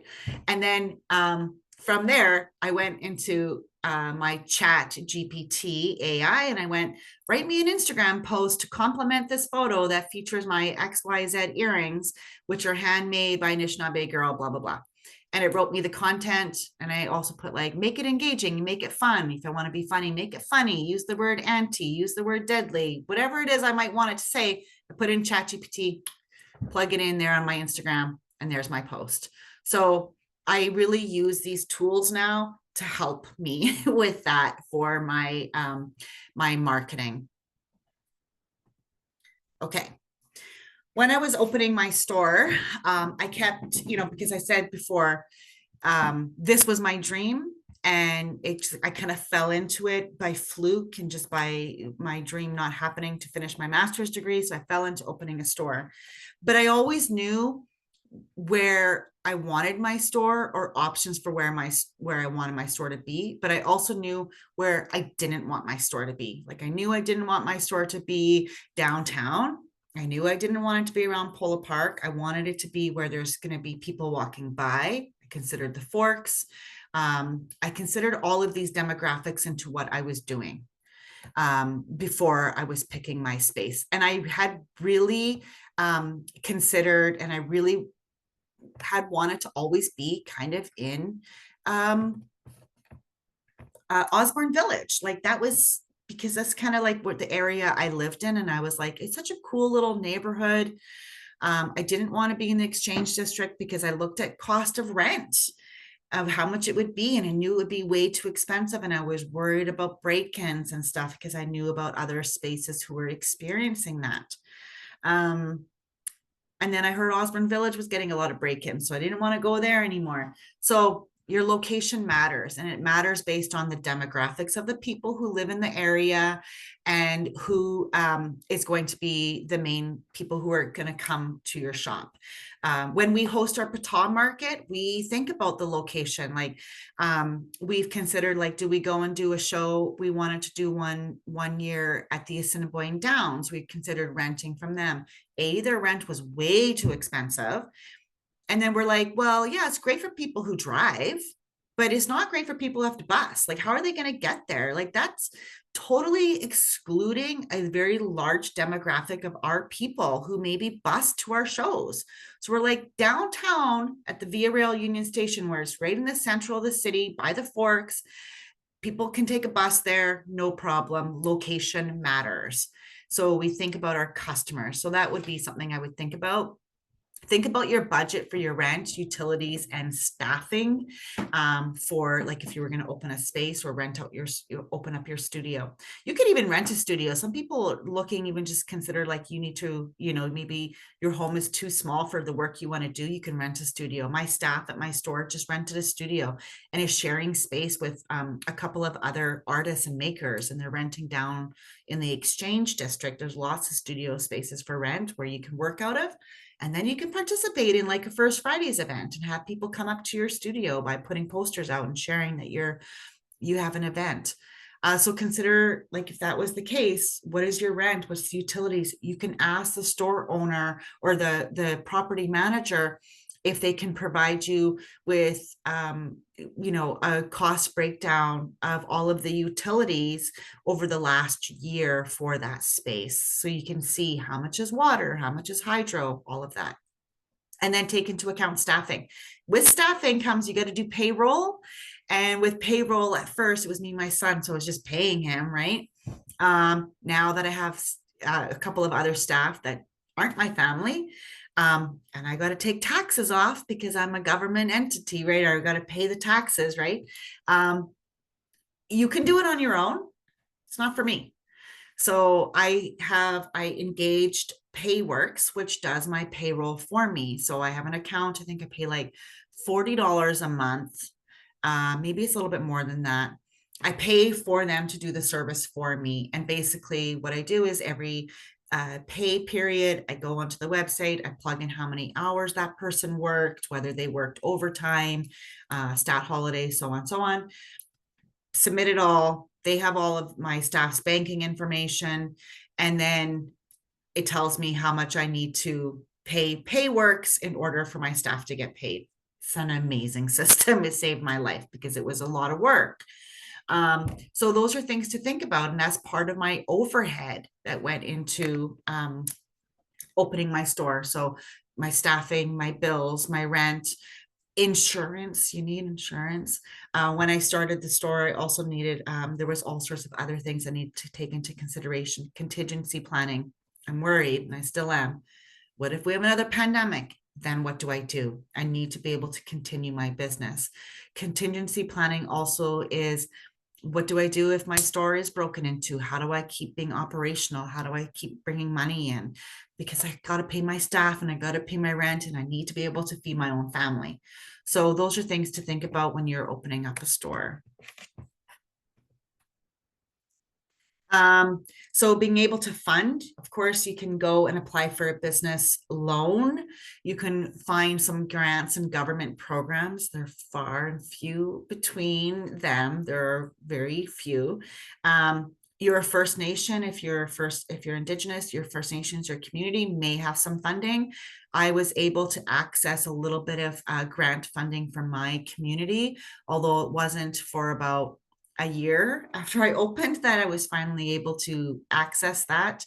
And it wasn't very much, but it sure as heck helped me when my store was super slow to be able to pay my rent and insurance for that particular month. You can reach out to like organizations who do funding for small business, like the Women's Enterprise Center and the First Peoples Economic Development Growth Fund. So there are some programs that do exist out there. And these ones usually have small, like you don't pay as much on your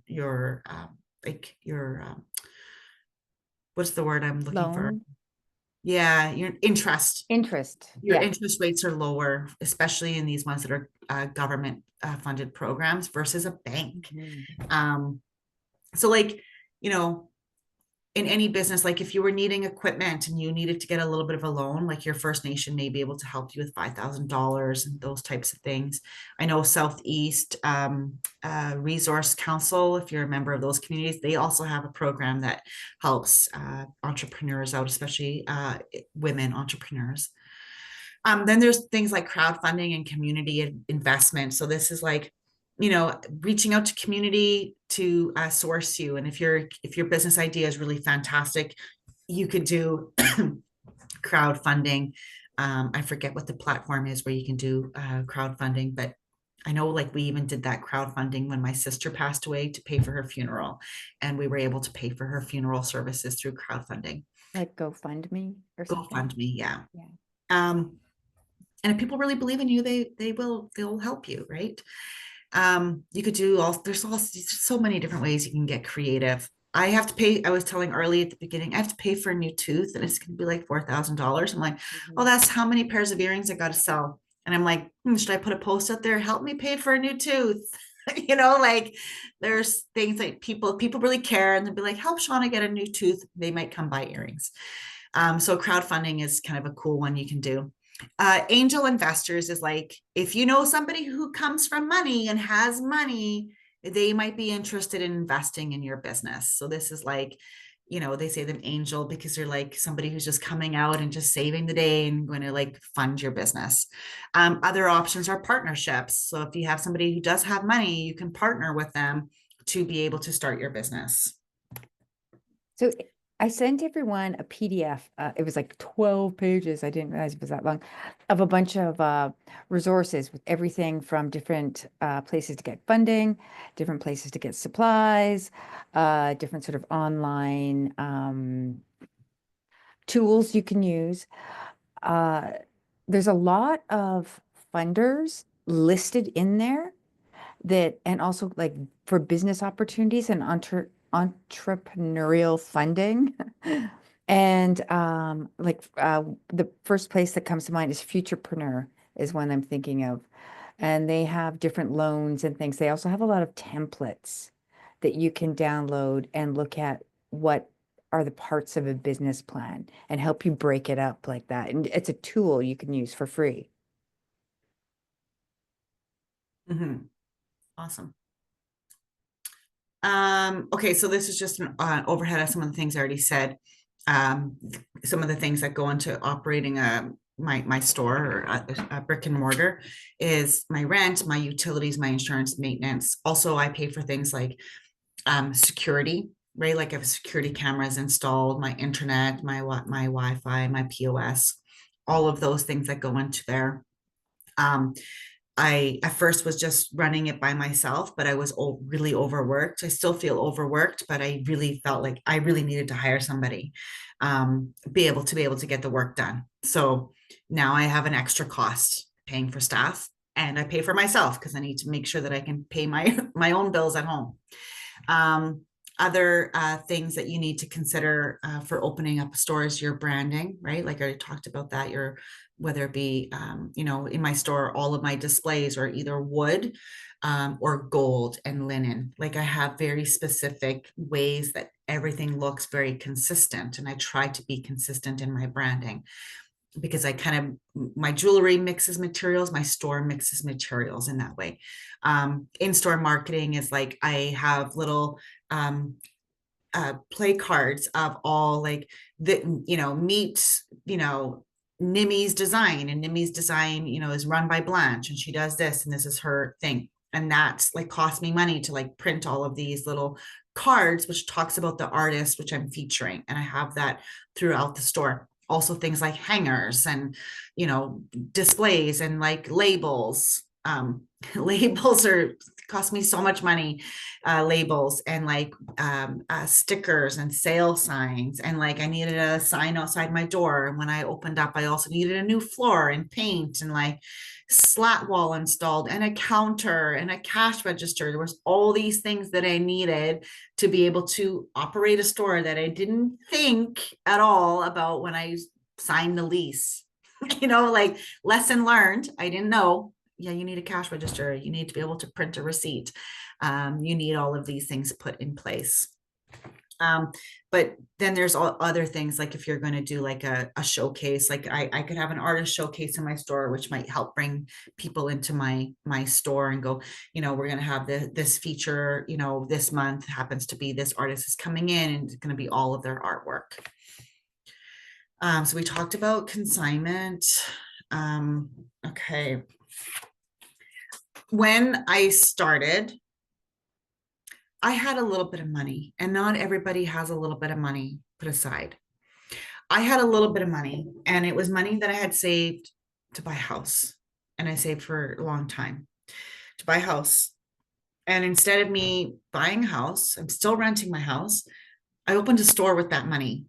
And I invested every single dollar I had into like my floor, like I said, my paint, like special gold paint that I had to bring in from the States, and like the contractor, and then paying for someone to install the floors. And I had to even the floor out. I needed special doors. There's all these things that cost me so much money, and displays, everything that cost me, literally every penny I had went into that store.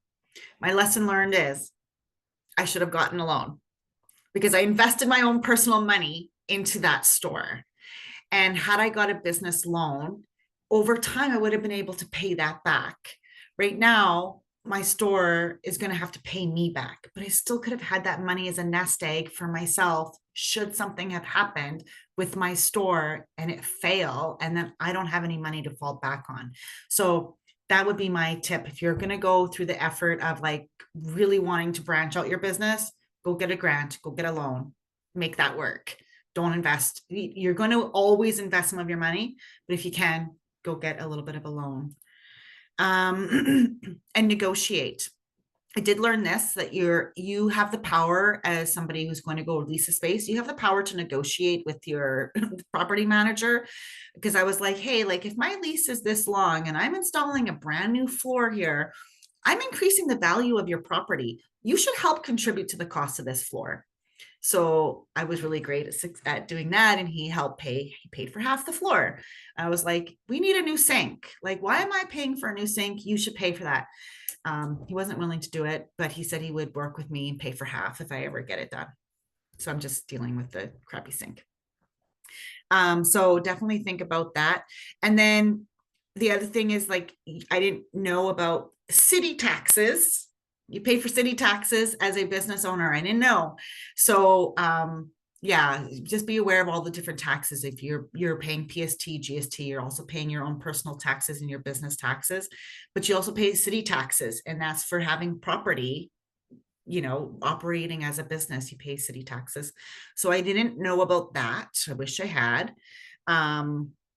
Sorry, you pay city taxes even if you're a renter of the property and you don't own the store property? Yeah. Really? Yeah.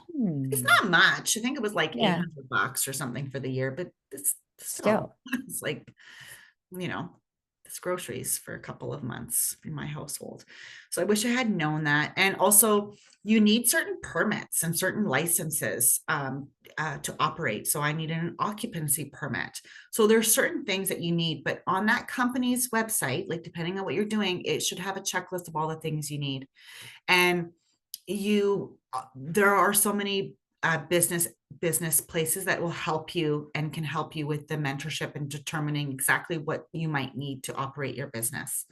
So those are things to think about if you're going to open up a space.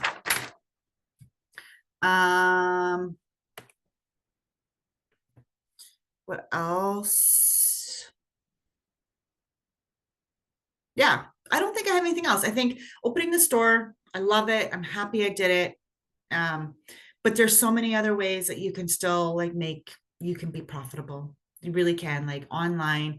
If you're going to branch out, go online. It is like literally, as they say, like the way of the future.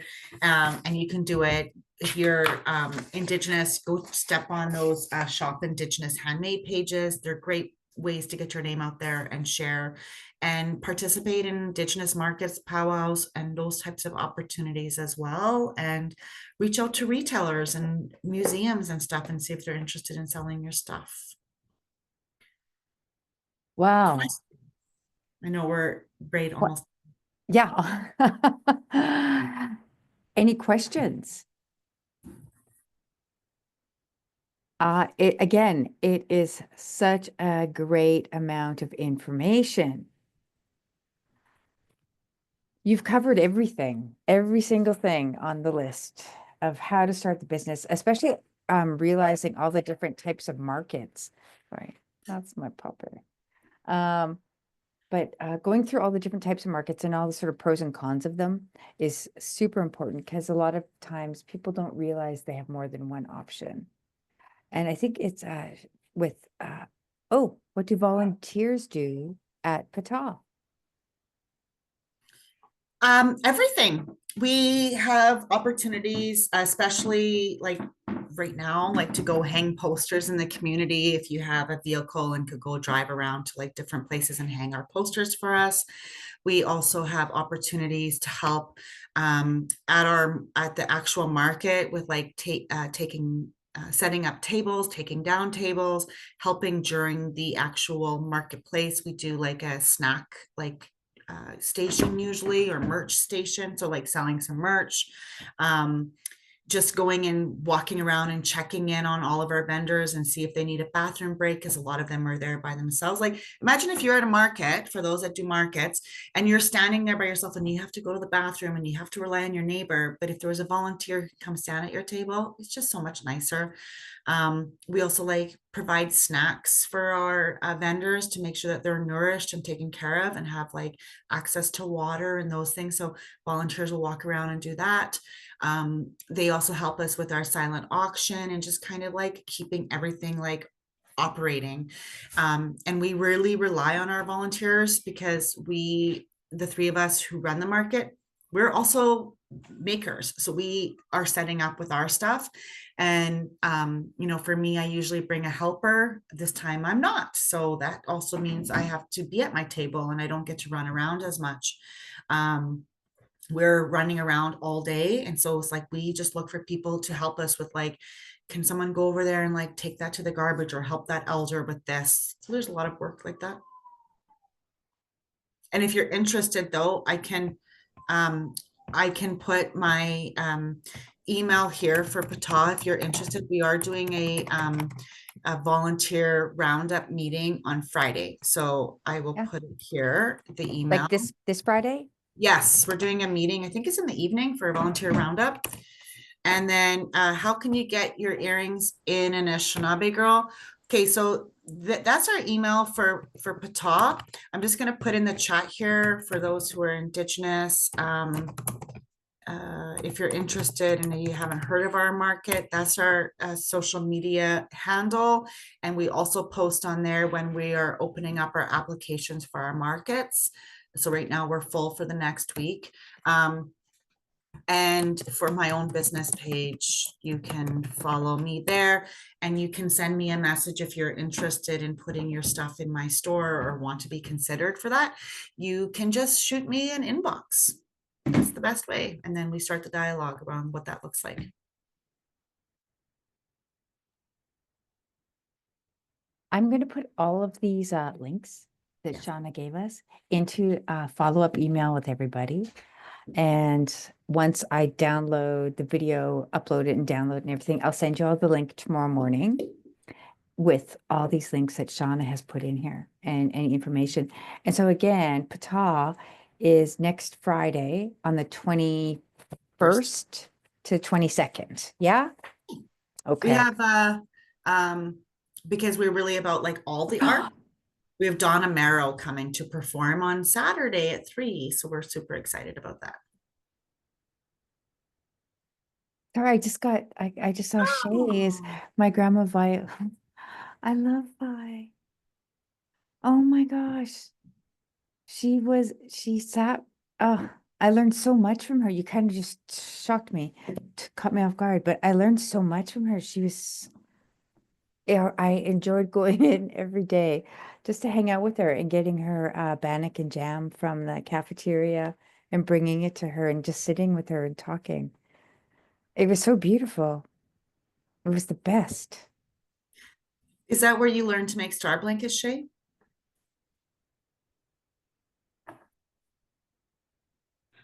Yeah, it was. That was the first time that I started making. I started way back when I was probably like 14. Wow. And I took kind of a break in between, and then now I'm back to it. And she's passed away sadly in the last just a couple of years ago, so kind of Mm, alive. yeah. Yeah, you're keeping that tradition in your family. Like that's absolutely amazing. And what's interesting, and I can say this, I don't see a lot of star blanket makers around here. Yeah, there's not very many. No. And I get asked all the time in my store, do you carry star blankets? And my son, who was working with store, is like, you need to find star blankets. And we get people who come in looking for star blankets, and I never really know where to find them. So, you know, if you and your family are still doing star blankets, hit me a message. And that way, at least I have a connection to be able to go, I don't have star blankets, but I know where to direct you. Or I could connect, and I'll also just reach out to the maker first and say, this person's looking for a star blanket. Okay. Yeah, like I had hand drums for a while. And what I found was I had somebody come in to get a hand drum. I didn't have them anymore. And I sent them to go see the artist. Well, and then they never showed up to meet the artist. But if I give the information to the artist, this is this person's phone number, they're looking for a drum, the artist can reach out, and then they'll be more inclined to follow up. Unless they were really serious about that drum, then they would have went there. But, you know, this way the artist can just make that direct connection.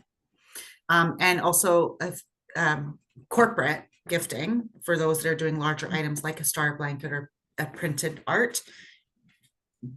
That's who's looking for those larger items. They're looking for star blankets, especially when a new chief has been nominated and they blanket them, or like, you get Wab Canoe's been elected and he gets blanketed. Those types of spaces where star blankets are wanted because they're ceremonial.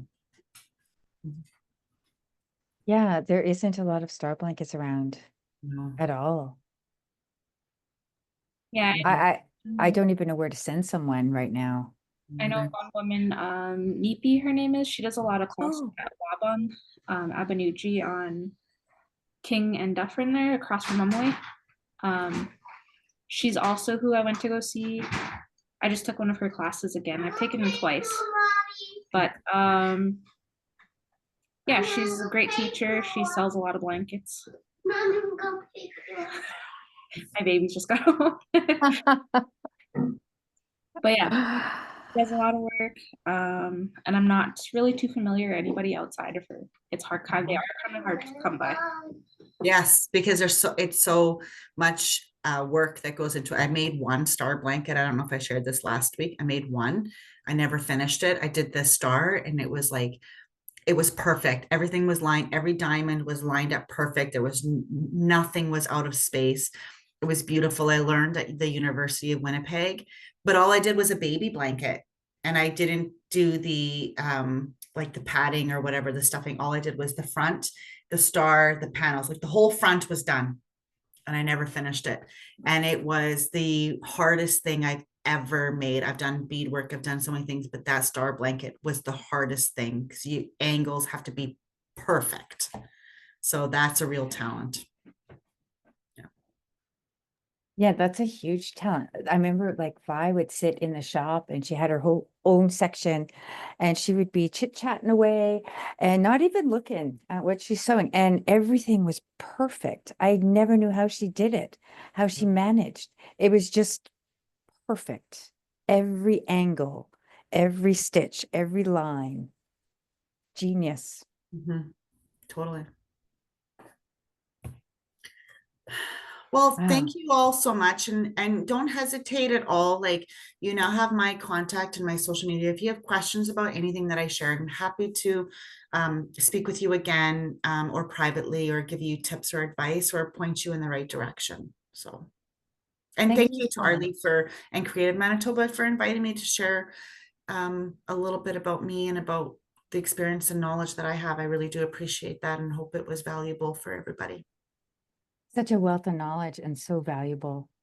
Thank you so much for being here. Thank you so much for sharing everything. And if anyone does have any questions, you can always email me at Creative Manitoba. I can pass info on to Shauna, or if you have any questions just about how to write a bio. If you want someone to look at it, have another set of eyes, just send it to me. I'm here. Okay. Thank you again, Shauna. Great, And thank you. thank you everyone so much.